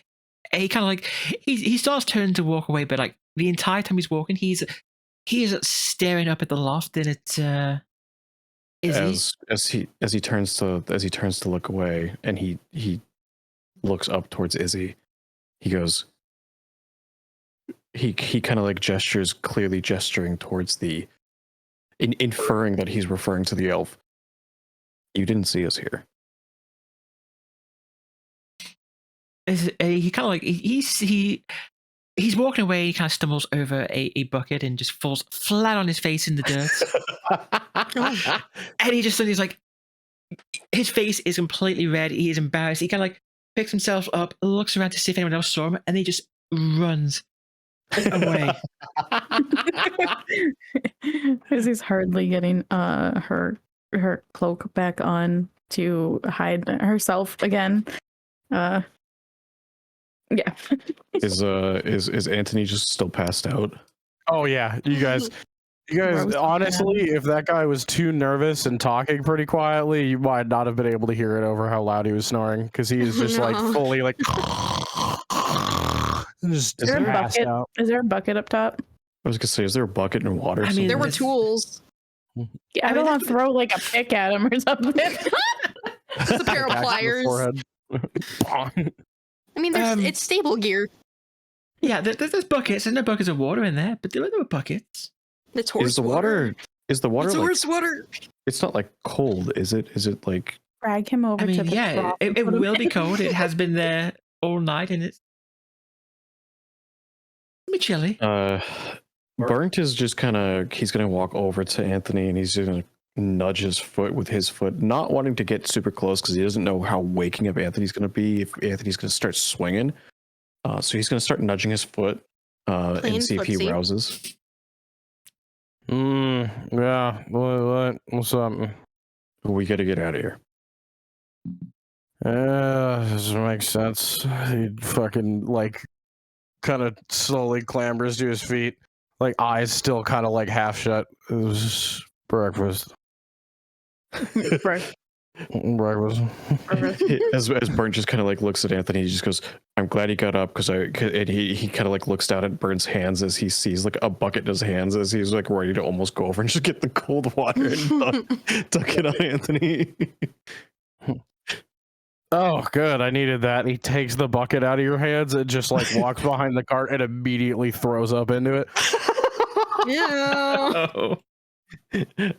Bernt's gonna knock on the carriage he's gonna say, "Kirs, you up?" Give me a moment. And before Kirs exits the coach, I want to check the floor or under the seats to see if there's any loose change. What could be hiding in the carriage? Unfortunately for you, there is none. Dang. No loose purses. And I just No. exit the carriage. I'm sorry, but those coachmen are not leaving any money behind that they can be spent on booze. Oh, real talk. I get it. That's fair. Bernt is gonna yell up to the rafters. He's gonna say, "Are you awake, princess?" If you're talking to me, I resent that remark. And give me a moment. I must redress myself. Thank you. And she's like trying to hurriedly like put on like, not that she unclothed herself, but like reorganize like where pockets are and like belts and stuff. And put on her cloak, and she eventually comes down just a few seconds, probably like 30 seconds later, comes down with herself redressed, and however, the cloak is not over her head at the moment. As she just kind of comes down and makes her way this way. Bert's gonna kind of like look at her, and he's gonna be like, You know, you probably should be careful about drawing attention to yourself. I have been careful. You As know, careful as I can be. I think either the stable boy is either enamored with you or confused or whatnot, but had that been someone else, I can't promise that everybody likes your kind. Are you worried about me, priest? I'm worried about Jake getting extra attention than we need to. He's worried about you, and I'm worried about breakfast. Oh, yes, the Anthony's smells, of romantic. the smells of breakfast are just beckoning you. It kind of gives a like, just like a look of like, oh my fucking god, really, to Antony before pulling the cloak around her body and then the hood back up over her head. And then walking out. Whee. How does healing work overnight? Good question. Give me an endurance test.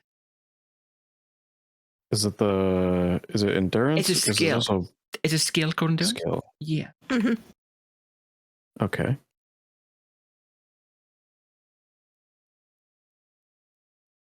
Oh. 67 versus 45. Actually, I should have given you an average. So we'll add plus 20 to. I just doesn't work, does it either? Even if you get plus 20, it still doesn't help. Yeah, that would be just the 65. Yeah. Yeah. 65. So unfortunately, you know what it was? It was that rough ground. It was not comfy, and you just could not get the really nice rest you needed. So you don't heal up. Okay. I would say that Antony, you notice that as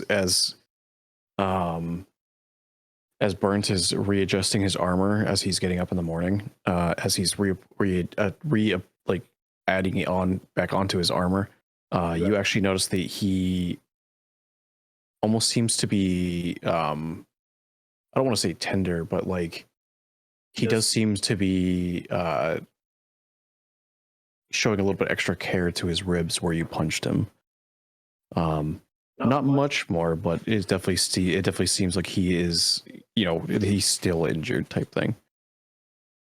Hey, priest. Yeah. Sorry I hit you last night. It was a little uncalled for. I got a little heated when people talk down to me. You know, it's just a thing of mine. I apologize though. It's not the worst I've been through, and I'm sure you also don't meet very many people taller than you. It's a rare occasion. Other than that beastman that I ran into, but he was pretty small, right? As he looks at Antony, he goes, "Be honest with me. Have you actually run into a beast man?" No, I don't even know what they look like. I just kind of guessed. Beast man, As he's readjusting his hammer on his back, which for the stream, it's quite a large hammer. As he readjusts it, he goes, "This kind of thing isn't just for show." Oh yeah, no, I didn't. I said no to fighting you because I thought you'd kill me. Yeah, no, I completely believe that. Beastmen, not even I've run into personally, but from what I've heard and been told about, they make me look smaller than, he points over at Izzy, compared to us. They're rumored to be anywhere from 10 feet to, and he's just going to stretch his arm up anywhere 10 feet plus, depending on how old they are. The type of these type of things wouldn't even blink twice before throwing someone like you or I across a room. Wow. They would, yeah. That's terrifying. And it's too early in the morning for me to be this scared. Ooh, wow, that sounds awful. But yeah, no chance. No chance I've ever seen a beastman. And based on your description, here's hoping we never do. So yeah. Let's be careful on this trip then. He just kind of mumbles to himself about, fucking 10 feet tall, big ass motherfucker. Jesus Christ. He just wanders away. What were Izzy and Kirs doing while you guys were having your talk? Were they waiting for you, or did they go on ahead? I would have been courteous and waiting for the men, but Kirs definitely follows suit with whatever Izzy was going to do. So once Izzy was outside, just waiting for, is she walking away or is she staying? Which one? And then Izzy also would've- kind of observing around Izzy's head, because you said that they were ethereal horns, right? yeah, they're like ethereal, almost like deer horns. Okay. I'm just looking at like the silhouette of your head under the hood. Like, It looks normal when she's got the hood up. yeah, Kirs is like wigged out, like, huh? Magic, man. Magic. Mr. Beastman will say.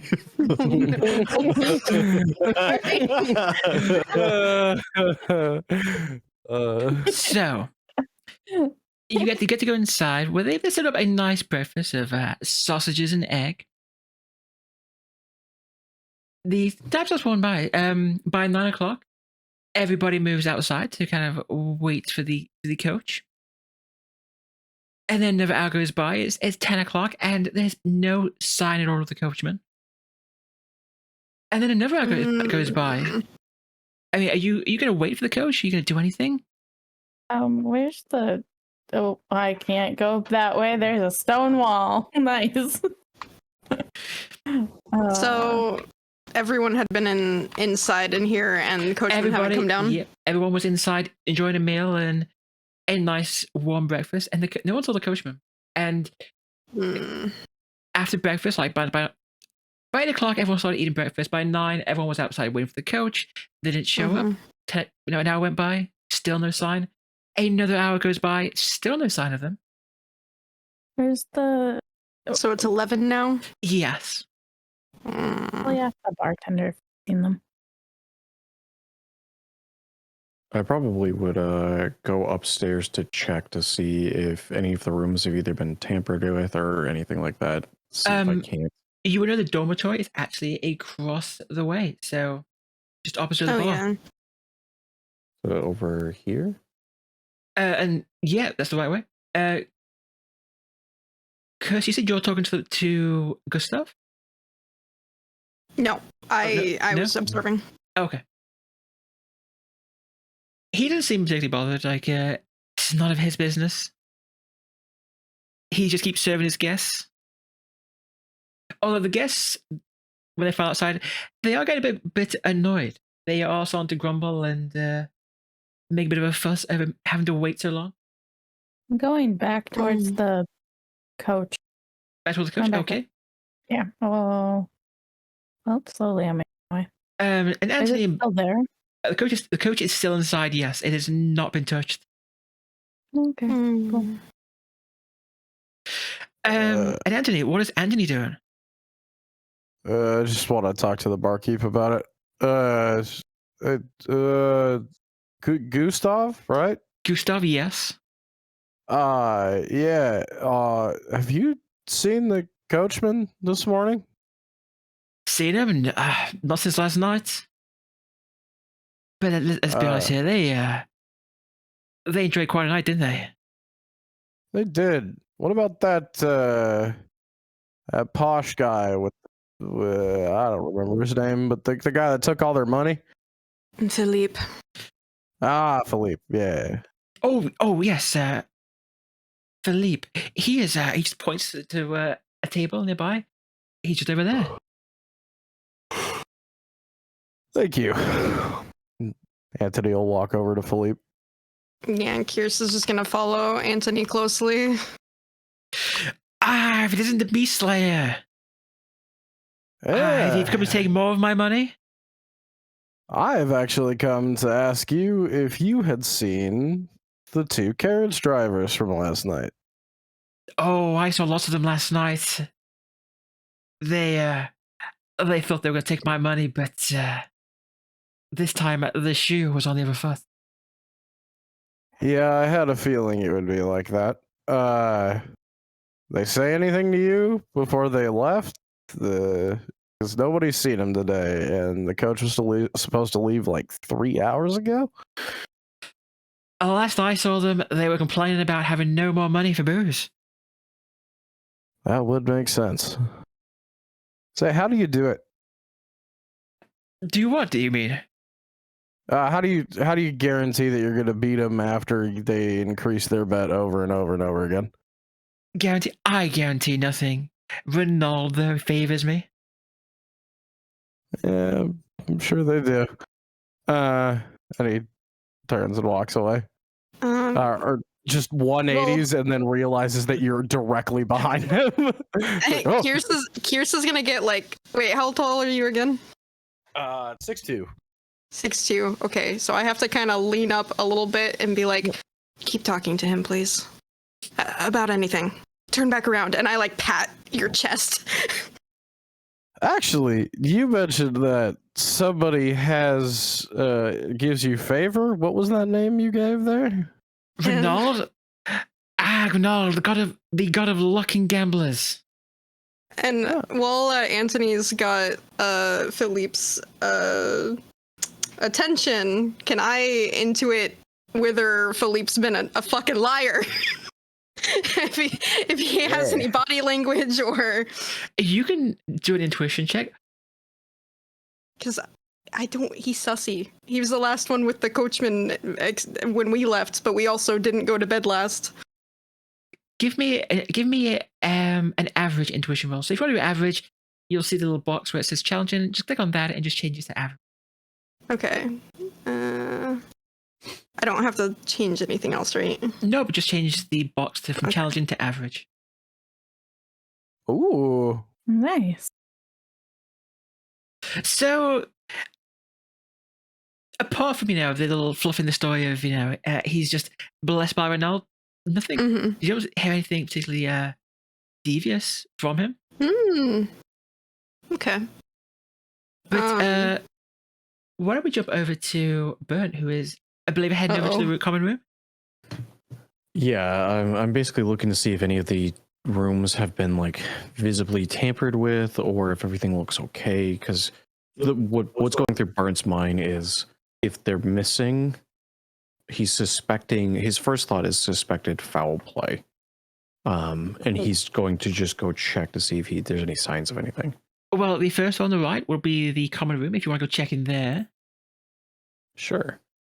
Is that door just is it open? It's open. If he just it is open. Yeah. Oh. That. Oh, I have to click on the. Oh, that's awesome. As he's just gonna kind of like peek in and see if he sees anyone. You see the 2 coachmen. One of them is just lying on the bed, his head in his hands, groaning. The other one is sitting at the edge of the bed, and he has a bucket in his lap, and the smell is just absolutely awful. He's not only does he reek of booze, you can smell the vomit. As he's gonna kind of like wrap his arm around his nose to just cover the smell. He's basically just gonna be like, good morning. Oh, not so loud. Oh. Are 2 of you okay? Oh, do we bloody look okay? I mean, outside of just drinking yourselves a little bit too much and everything like that, just making sure it's just the normal hangover shit and not someone tampering with anything. Oh, what time is it? It's almost midday. They kind of You got a group of people back there that are getting a little bit angry and want to get on the road. the one on the bed, he kind of like, he puts the bucket aside and he tries to stand up, and you can see he just kind of, he gets to his feet and just sort of stands there, his arms out like he's trying not to just fall over flat on his face. He looks to his companion and he says, "Oh, let's go get the carriage." And also just like, "Oh, why don't you fucking get the carriage? Why am I always the one to get the carriage?" I'm gonna kind of like, is there some sort of check that I can kind of like see if it's just them being affected by like a hangover, or if there's a way that I can tell to see if it's a little bit more than that, in case like they've potentially been poisoned or something's been spiked? You can do a healing check. Healing check. I don't know if there's any sort of modifiers, because he's gonna try to keep his arm or his hand blocking his nose, so he's not like actually going over to like actually inspect them. Okay, so he's just kind of like visually glancing at them to see if it's more than just them being hungover. basically, if you're not going to be getting close to them, you're just going to kind of like giving them the quick look over. I will say it's going to be a hard heal check.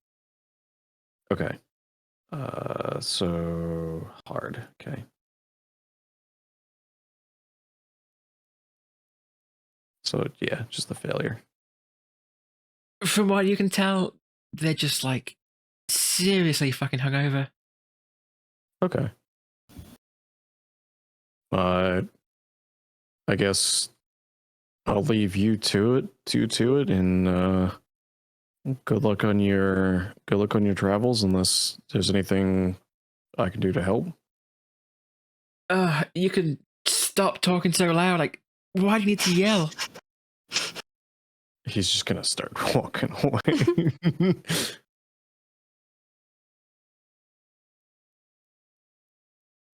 And rejoin the group, and Well, as you walk back inside, you might see behind you one of the men, the one called Holt. He does leave, but he's kind of like hugging the wall, like as if he just doesn't hold onto the wall, he's going to fall over. he's just fairly sure he's just super hungover. So he's just kind of like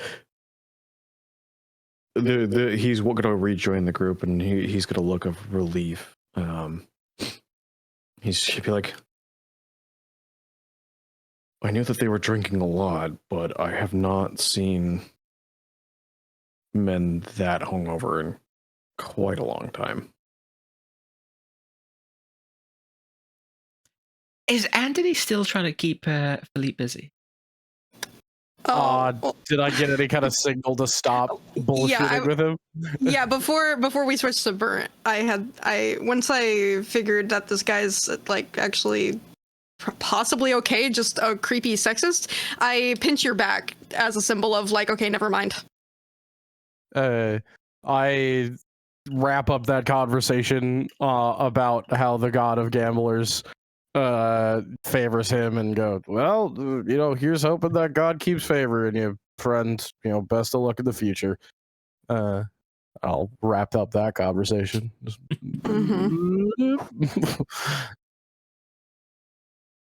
So if you're willing to wait around, probably like another hour goes by, because they are not in any condition to like rush things. But eventually, the carriage is ready, the coach is ready. Everyone starts filing outside. All the guests. Oh, yes. Sorry, no, go for it. Sorry, continue. See, all the guests file outside. The very first person on the coach is, of course, Lady Zoldi. She makes sure that she's the first one to get on, along with her little entourage. And then the student and Philippe all follow suit. They all get inside. One coachman is sitting in his seat, snoring. The other coachman You can't see him, but you do hear some ungodly noises coming from the nearby outhouse. Noises that you hope to never hear before. Here again. It's a beastman?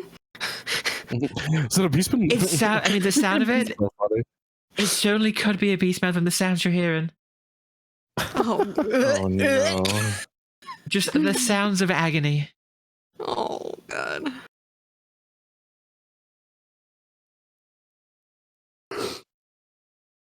Yeah. Well, did we want to take the coach or are we just walking? I would prefer to take the coach. As I don't think we have the funds to take the coach. how much was the coach? Hear me out. I don't think you asked. Can any of you drive? Just Yeah, of course I can. hear me out. Can you? Because I'm sure at least one of them's not in a condition to drive. Possibly both. The other one's passed out. Smile. Why is there a smiley face? Who made the smiley face? Oh, if Do you- you offered possibly to do their job for them, maybe they'd let the rest of us ride for free. Oh yeah, I'm sure I could Oh. pilot the coach if if they couldn't. And I like this idea. And Auntie will walk over to the outhouse and wait for the guy to come out. I mean, you are unfortunately. The smells coming from the outhouse. That you have Maybe- to. Maybe a little bit farther away. Make a cool check. It's like a endurance test. He does eventually come out. You see, he kind of stumbles out, like pulling his pants up, buckling them up, and he looks. He looks to you and he sorry, go says, for it. "What do you want?" I have a proposition for you, friend. Now, as I can tell, you and your compatriot, kind of going through it. I've been in that situation before. Yeah, you believe me. And I was going to offer my services to you. Now, I'm a man of many skills. I wear a lot of hats, as they say. And I've actually had a stint in the past as, a coach driver. Like, I've driven coaches before. So how about this? You let my good friends and I onto your coach for free. And for that, you and your coach friend get to just sleep as long as you need to today. I'll take the first shift. It's on me. Don't worry about it. Give me a haggle test, and also we got a self care, so we got to like stretch and drink. Oh, Now's a good time. you say haggle? Haggle? Give me a haggle test. Yes. Oh, okay. All right. Haggle.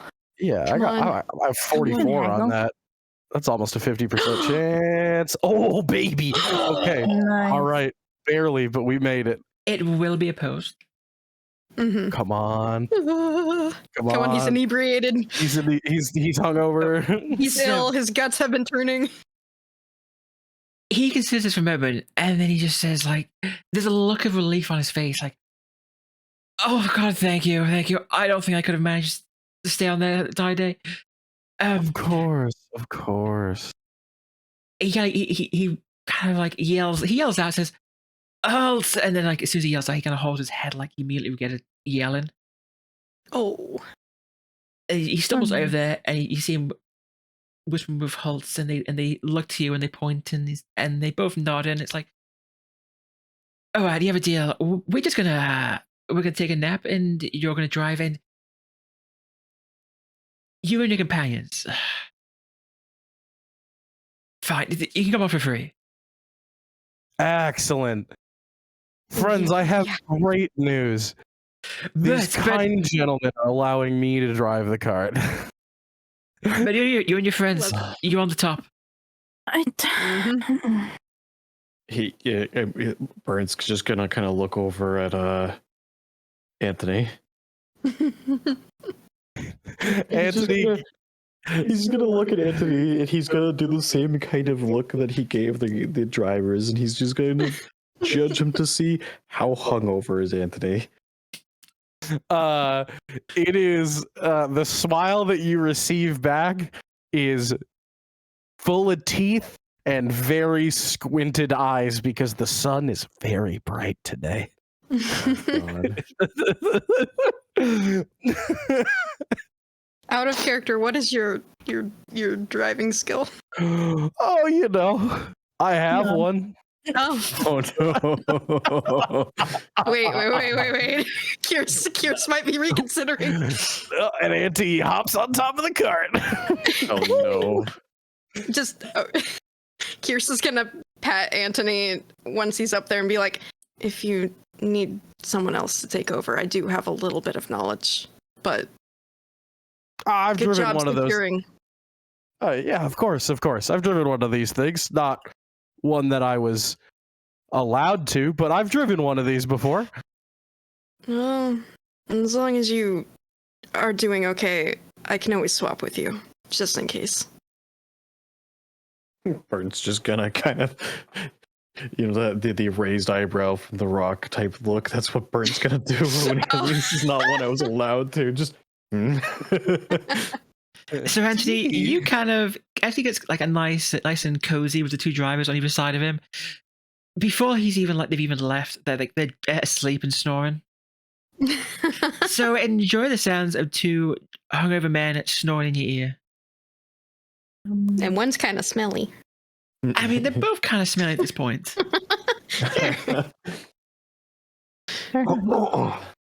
All right, let's get this show on the road, shall we? Anthony picks up the reins. I mean, are the horses hooked up? Yeah, everything's ready. Everything's That prepped. should The be what the horses. boy had done, huh? Right. So let's go ahead and move everyone over. Ooh. Map. Map. Yep. So we're gonna be moving along. Urkel, give me an average drive test. See how well this goes for you. Oh no. Yeah, of course. Oh. I forget to see How do I do an average one? So when you click the skill, there'll be you see a little box that says challenging +0. Mhm. Click that. It'll give you a drop down menu. We can change it to average. Okay. All right. Yeah. Ooh. I'm pretty good at this. Let's You go. are. So you actually get the horses up to a nice smooth trot, making good time, keeping it on track. You guys you're going for about a couple of hours, and you see dark clouds start to roll in, Ooh. and you pass another coach house, the Five Brothers Lodge. Just as you go past it, it starts to rain, and it is not a trickle. It just starts absolutely pouring with rain. Terrible. If he's on the top of the coach, Bernt is just holding his shield over his head as like a to block the rain out. Well, Nice. at this point, is Antony still driving, or did he swap out with anyone else? I mean, After about 3 hours of You- riding. Should Is he be still good. feeling good? Yeah, I should be good to keep going. Now that I've made the first check, my drive skill is 40. So Oh, okay. Because yeah, you're 2 above me. where the drivers are, they do have a little bit of covering, so at least you're protected a little bit from the rain. but the other two aren't. The other 3, well, I guess one has a shield. Yeah. and- Oh, yeah. The rest of us on top. I mean, Kirs is using this as the first shower in a few days, so It's valid. fully clothed, of course, but rubbing the dirt off their clothes, but it's turning into mud. But it's okay if we rub it more until it turns translucent, right? And it's just like kind of a translucent brown stain instead of a thick one, Yeah. Yeah. That's how that works. Bernt will call out towards Antony and say, "It'd be nice to get some actual shelter." Yeah, it'd be nice if your god got rid of the rain. just snaps the reins. Oof. As he calls back and he says, "Is that the respect you give to Sigmar?"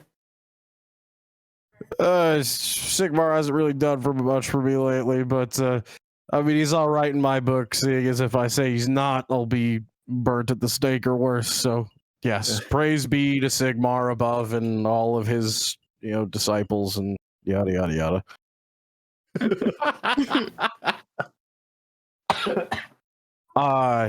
Hey, you in the coach, are the usual drivers awake yet?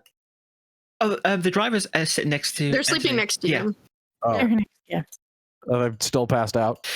Oh, 3 they've hours. been sleeping the entire time. Like they are. Oh, they needed it. Oh, they desperately needed it. Yeah, they were up all night drinking, and yeah. All right. Occasionally, occasionally you hit like a bump, and one of them wakes up just to complain about you driving too fast. Tell you to just slow down. Okay. Do any of you know the area? Is that lodge back there the only close-ish place? Because I'm not from here. I don't know anything about this place. Oh, it's one road. Just keep following the road and wake me up when you get to another coach, and we'll take it from there. Okay. Well, we just passed Five Brothers. Are you gonna take it from here? Keep going. You're doing good. I love All right. this. Yeah, he just keeps driving the coach. It's only about another 30 minutes that you are driving the coach through the rain. It starts to lessen a little bit, but obviously Kirs and Izzy and Bernt are probably feeling a little bit of the chill at this point. Oh, gross. Actually, can you each of you give me, I think you all have cloaks, don't you? At least? Or like Bernt has his shield? I have a blanket. Blanket. Wait. Cloak protects wearer against elements. Let's go. Can you I all... have the jerkin. The jerkin? It's technically my armor, but yeah. Izzy, do you have any kind of cloak? You do, don't you? Izzy and Kirs, can you give me an easy endurance? And Bernt, give me an average endurance.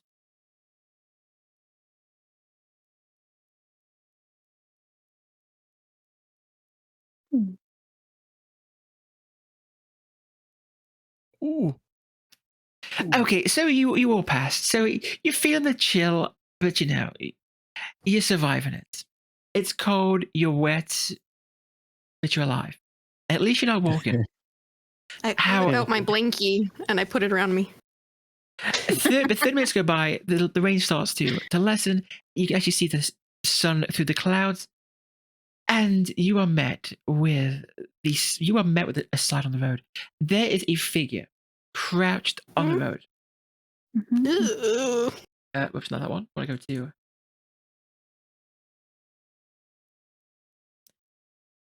I'll move. Creepy. He has his back to you.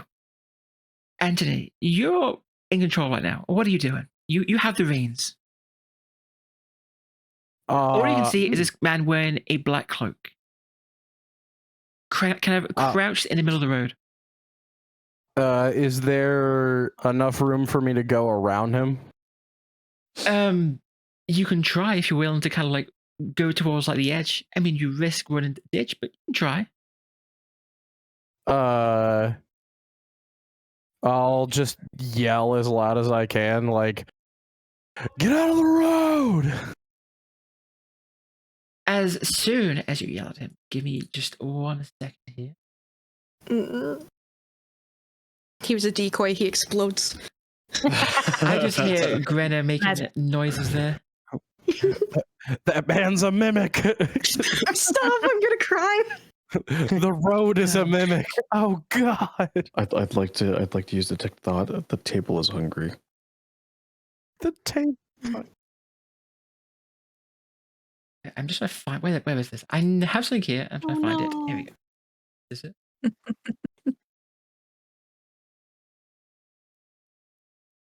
I guess because the thought in Antony's head, because of his like semi-criminal background, is like, yeah, this is how groups of people steal coaches and ambush coaches. They send somebody out into the middle of the road, and then you have to stop the cart, and then they come out of the trees and they rip everybody out of the cart and kill everybody. And like that doesn't sound like a good time. So let's just maybe run a guy over. I don't know. The coach guys are asleep.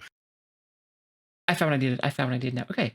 So what you all see is as you yell, he turns around and you see this man. He has a severed hand in his mouth. Oh, jeez. Oh, I at this point, Bernt is just raiding his shield, getting his hammer out, and basically getting ready to get off the carriage to deal with said person if Anthony's going to slow down. Antony is going to crack the reins and just yell, "Brace for impact!" Oh no! This man, he whips around when you speak, and then like a madness taking over him, he rushes towards you and the horse. You can see the mouth, the hand in his mouth. His flesh looks like it's rotten. He is dripping ichor, a green ichor from his eyes. Urkel, Antony, you actually recognize it. Oh, that's probably not good. This is Rolf. He was someone who used to. He was part of your gang at one point, the gang you were part of. But about a year ago, he developed a strange rash. He became irritable and violent. He started like wear a hood made out of an old sack to hide like his rotten skin. But it made him hard to see. And when things went wrong for you guys, he was one of the people that was caught. That's less you knew of him. But here he is now, rushing at you. The horses are in a panic. Halts, tries to grab the reins from you, tries to grab hold of the horse. The horse breaks. The horses, they're whinnying, they're crying. One of the horses breaks free. Halts is dragged off of the coach into the forest as the horse just makes a mad dash away. And Rolf, he is heading towards you, Antony, and Gunnar on the coach. So this is going to be our first moment of real combat. What I want each of you to do is if you right-click on your totem, in the bottom right, you will see a little sword and shield. Press that. There's no active combat. Try again. This should be... Oh, yeah. There we go. Okay. And let's have you all. So here we go. So we can see. Ooh. Do you all see a combat tracker? Interesting. Yes. Yes. So you'll see whoever turn it is will have that nice little glowy blue circle on them, just to let you know. I think most of you played D&D, haven't you? Because combat is in many ways similar. You have initiative order. You get to do a move action and then just a connection action, which can be anything you can think of, whether it be fighting or, anything that uses a roll, pretty much. So, Izzy. What is Izzy going to do? She's up first. She sees this man, this mutated, rotten man, heading towards the coach. How far away is he? Cool. I will. I don't have weapons. What are weapons? You don't have weapons? No. You should, shouldn't you? I have magic. Combat Hold on. I'm about to find out how much damage a coach do.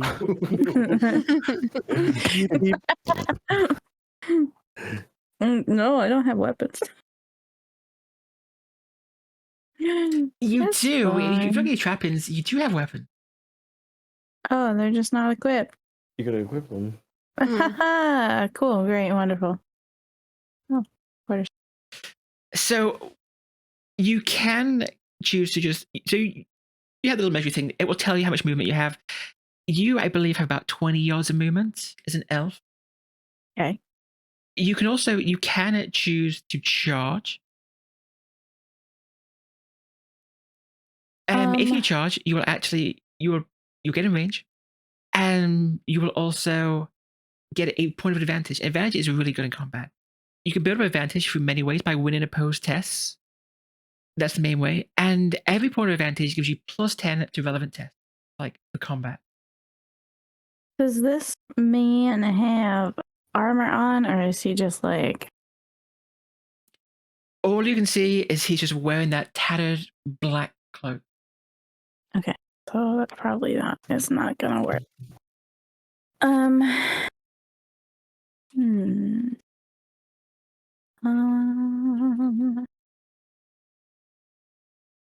I don't need that. I didn't take any real combats. I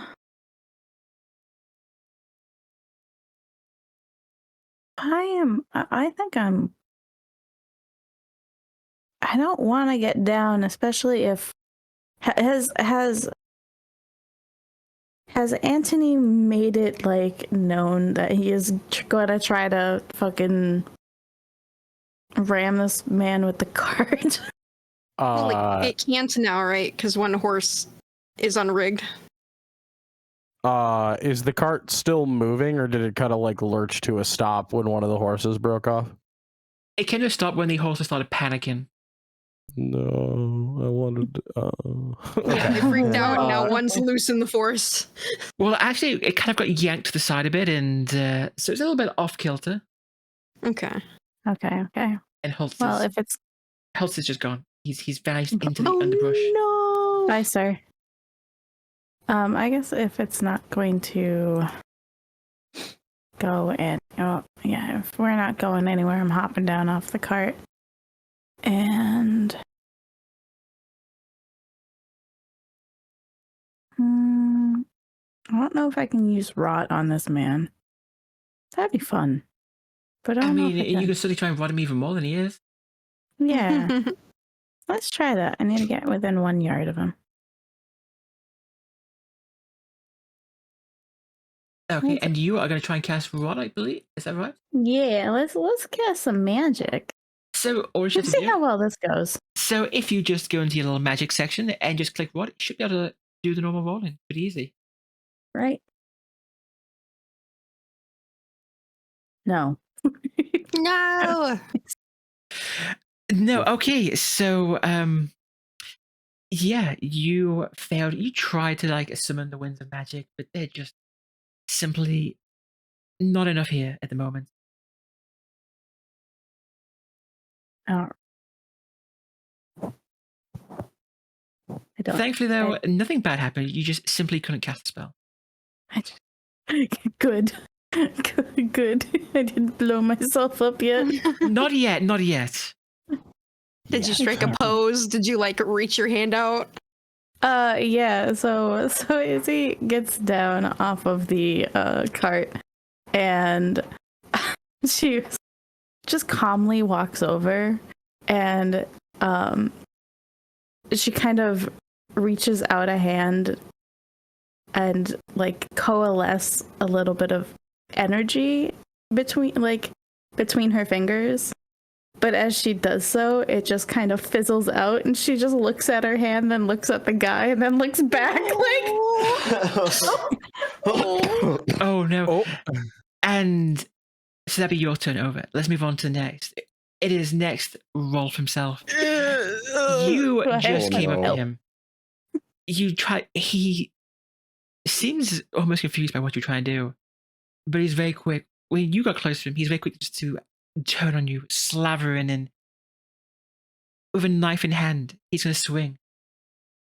So let's show you how combat works. So to start with, I will have how do you think? Okay, here we go. He will roll for his knife, dagger, Mm-hmm. and now you have a few ways you can try and avoid this. You can try and use a skill like dodge, or you can try and use a Mhm. weapon skill to oppose it. Combat. And hold on. Let me go. So you have Ah. melee basic, which you can use to oppose it, or you can use something like a dodge to. Let's. Or if you're feeling Look, like really spicy, you can try other skills as well. If you can come up with like an excuse as to why it might work. No, I'll just try to dodge it. That's like the most basic way. Yeah. So you just roll dodge and it'll do it all for you. Dodge. Haha. Let's go. let's go. Let's go. So he did try and swing at you. He did a big slash towards your chest. But I mean, you're an elf. You're lithe and agile, and you'll be able to just fluidly step out of the way and avoid that knife. Heck yeah. Let's go. And next up, Kirs. Oh no. It's all on you now. Go. You can do it. I So far. believe. Okay, I can run there. I got this. I got this. You can choose to charge. I could charge. I Okay. get down. I carefully get down. You carefully get down. Yes. He's slippery. Okay, I guess I'll charge it. I'll charge So at him if with you my charge- little dagger. You actually must be a melee test, and Mhm. that'd be at least your move characteristic in yards away. So yours is 4. So that'd be at least 4 yards away, and Okay. no more than your max, so 16. Oh, I okay. think it's fine. Yeah. Yeah, that's what- you can get there. I can get. Let's go. All I have is a little dagger. Let's go. You got this. So Okay. what you want to do is, I believe for you, if you double right click, it may put a box around him. Oh wait. Oh yeah. Yeah. So now what's happening is you're targeting him. So when you roll a melee attack, it will immediately start an opposed test. Make things nice and easy for you. Oh, okay. And then do I need to screw with anything regarding difficulty or at all? No. Wait. You said it's a melee basic. Yeah, and there'll be a little checkbox for charging. Click that. You'll have it set as a charge. Wait, hold on. The charging only pops up when I click on my dagger. So Yes. So Okay. yeah, click on your dagger and click the charge. Mhm. Okay. Do I leave it at challenging? Oh wait, it's a pose thing, so it's Yeah, it's leave fine. it challenging. Yes. Okay. Oof. Oh no. Oh, no. Oh no.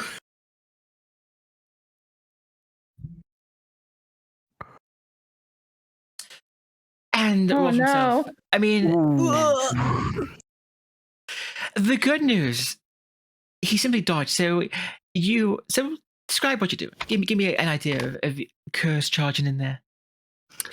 I have no idea what Izzy was attempting to do, but she was so calm that I get a little panicked. Like, I mean, she's got to be in danger, right? So I calmly get off the cart, but then I run, got my dagger out. I'm like, okay. Like, she'll be fine, right? It'll all be okay. I didn't really see what was happening, and then I try to swipe, and I think because my hands are damp, my dagger flies out of my hand. Oh no. I think it goes somewhere. I don't know where. So yeah, you try and stab him. You hit thin air, and that dagger just flies off into the bushes. Mm-hmm. Oh no. Next up, we have Bernt. So Bernt, he's got his hammer and his shield at the ready. He's going to charge towards towards this man. Okay. And he's going to swing at him with his hammer.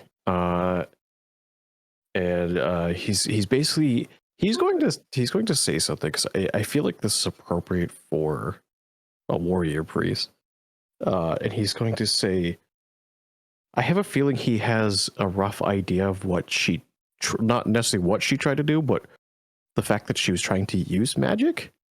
And he's going to say, "Are you crazy, witch? Why would you run off on your own first?" As he's just going to swing into this man. So you said I have to double click on him? So double right click, I believe, works. Double right. There you go. There you So go. now you're targeting him. You're going to do if you swing with your hammer, it will be melee basic.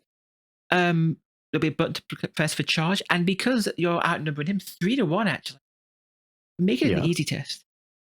An easy test. Okay. Oh God. I mean, he is outnumbered at this point. Okay. Critical? Yeah, you got a critical right away. Wow. Okay. Ooh. What is? Let's go. Let's see if he can even dodge this. So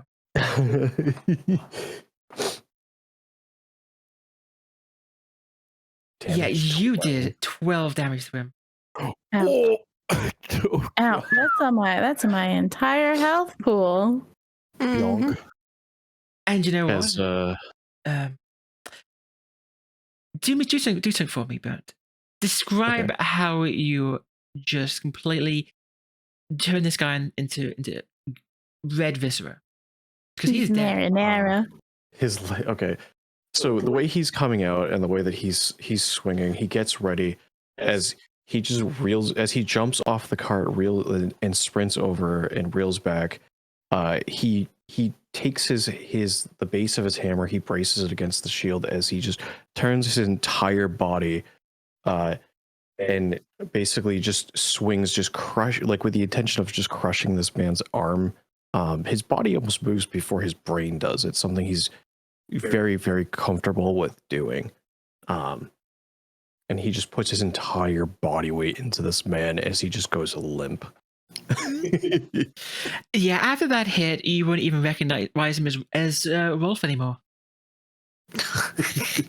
He's just a stain.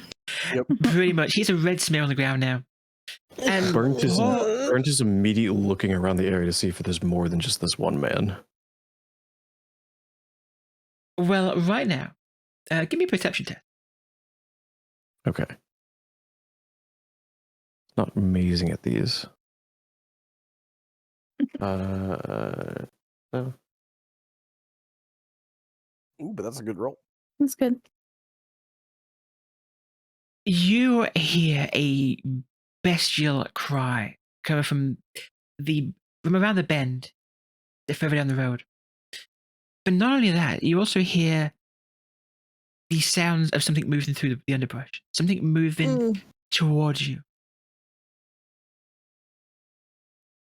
Just from the forest to the south. I moved from here to here.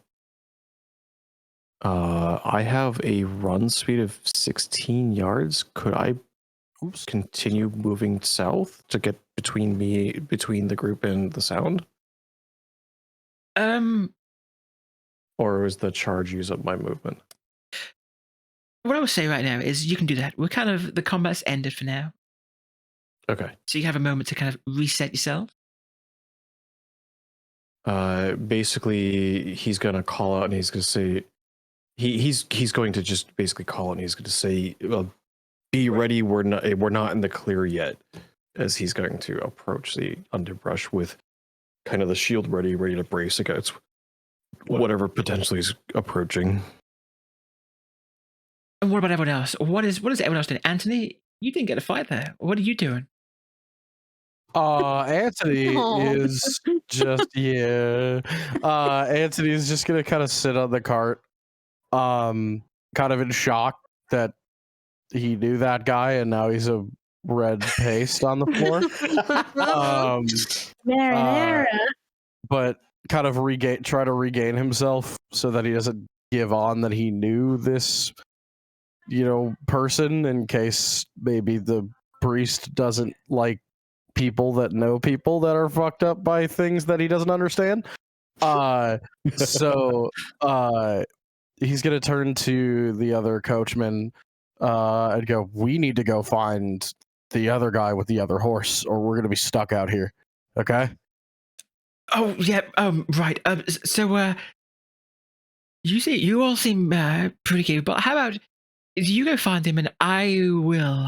I'll watch Protect the the coach. cart. Yeah. Oh, Yes. you're gonna protect the coach. Okay. I will protect the Yeah, coach with my life.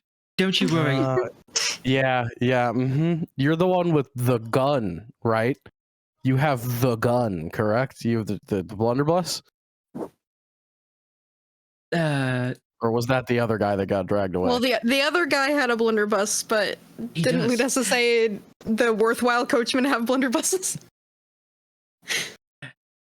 Yes, of course. Oh God, I'm sure I'll be fine. I'm only seeing double right now. All right. Antony's gonna hop down from the cart and open the door to the coach. Sorry, I keep saying cart. Open the door to the coach. Hi, is everybody doing okay in here? We seem to have run into a bit of a speed bump out here. How's everybody doing? This is your captain Lady speaking. Isolde is the first answer. She just says, What in Sigmar's name is going on right now?" First of all, don't take that tone with me. Second of all, there was something Excuse in the me? road. You're I excused. will not There be was talked to like something that in the road. by some ruffian. Do you know who I am? I am the Lady Isolde. My family, we are one of the wealthiest families in the Reichland, and you will address me as mistress, okay? And now tell me, what is going on? Why have we stopped? What was all that commotion out there?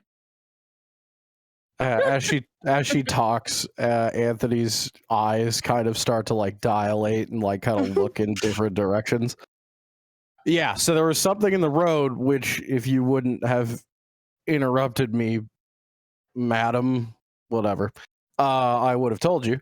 But we took care of it. There may be more things. So I was actually coming back here mainly because I know there is one person in here that could actually fight. And he kind of like scans the coach for the like bodyguard. The big lady. bodyguard lady. Yeah, the big bodyguard. Oh, lady. yes, of course. So, give me 1 second.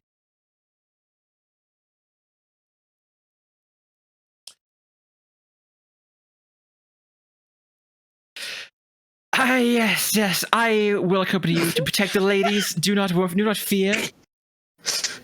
Philippe! You fucker! Philippe. Okay, I put like both of my hands on his shoulders. Look at me. This is the real thing. We're not in a bar. We're not getting drinks. We're not, hanging out with people. We're not telling stories. This is a real thing. Okay? So like, you told me you were a mercenary, but you look like you've sat in taverns your whole life and gambled, swindled, people that run carts for your entire life. So maybe sit this one out. I'm looking for the big lady that was with the mean lady. So sit this one out. Good sir, you have insulted my honor, and I must prove that I am more than capable as a fighter. Okay, so that's fine. Just stay out of my way and those three way. And the coach guy with the gun, stay out of his way. And the big lady in the cart, just don't get anywhere near any of those people. And try not to talk. And we should be good. You can help then. And he just like turns away. Okay, you, and he points at the bodyguard lady. Well, I'm sorry, I keep calling you lady. That's not very nice of me. What's your name, ma'am? Listen, my duty is the Lady Isolde. I will be staying right by her side. The Perfect. real coach guard. Perfect. You're the actual coach guard because drunk man McNo shotgun up there is probably not going to be able to do it. So I'm gonna take probably some people into the woods to try to get the other horse. You just make sure these fine folk and your lady mistress person, make sure everybody's okay here. We'll handle getting the horse back. And Anthony turns to walk away and then turns back to the cart, like looks down at himself like, I know I'm supposed to do something when I'm walking away from a noble, and he fakes a curtsy a little bit and then just shuffles away from the cart. Well, as you are all getting ready, I have to find my dagger. that rustler Yeah, go find your dagger. is right at the edge of the forest, and a figure comes bursting out of the foliage. And what you see is, I think we'll end here. Oh, Oh God. What? The cliffhanger. The cliffhanger. The scariest mob of all.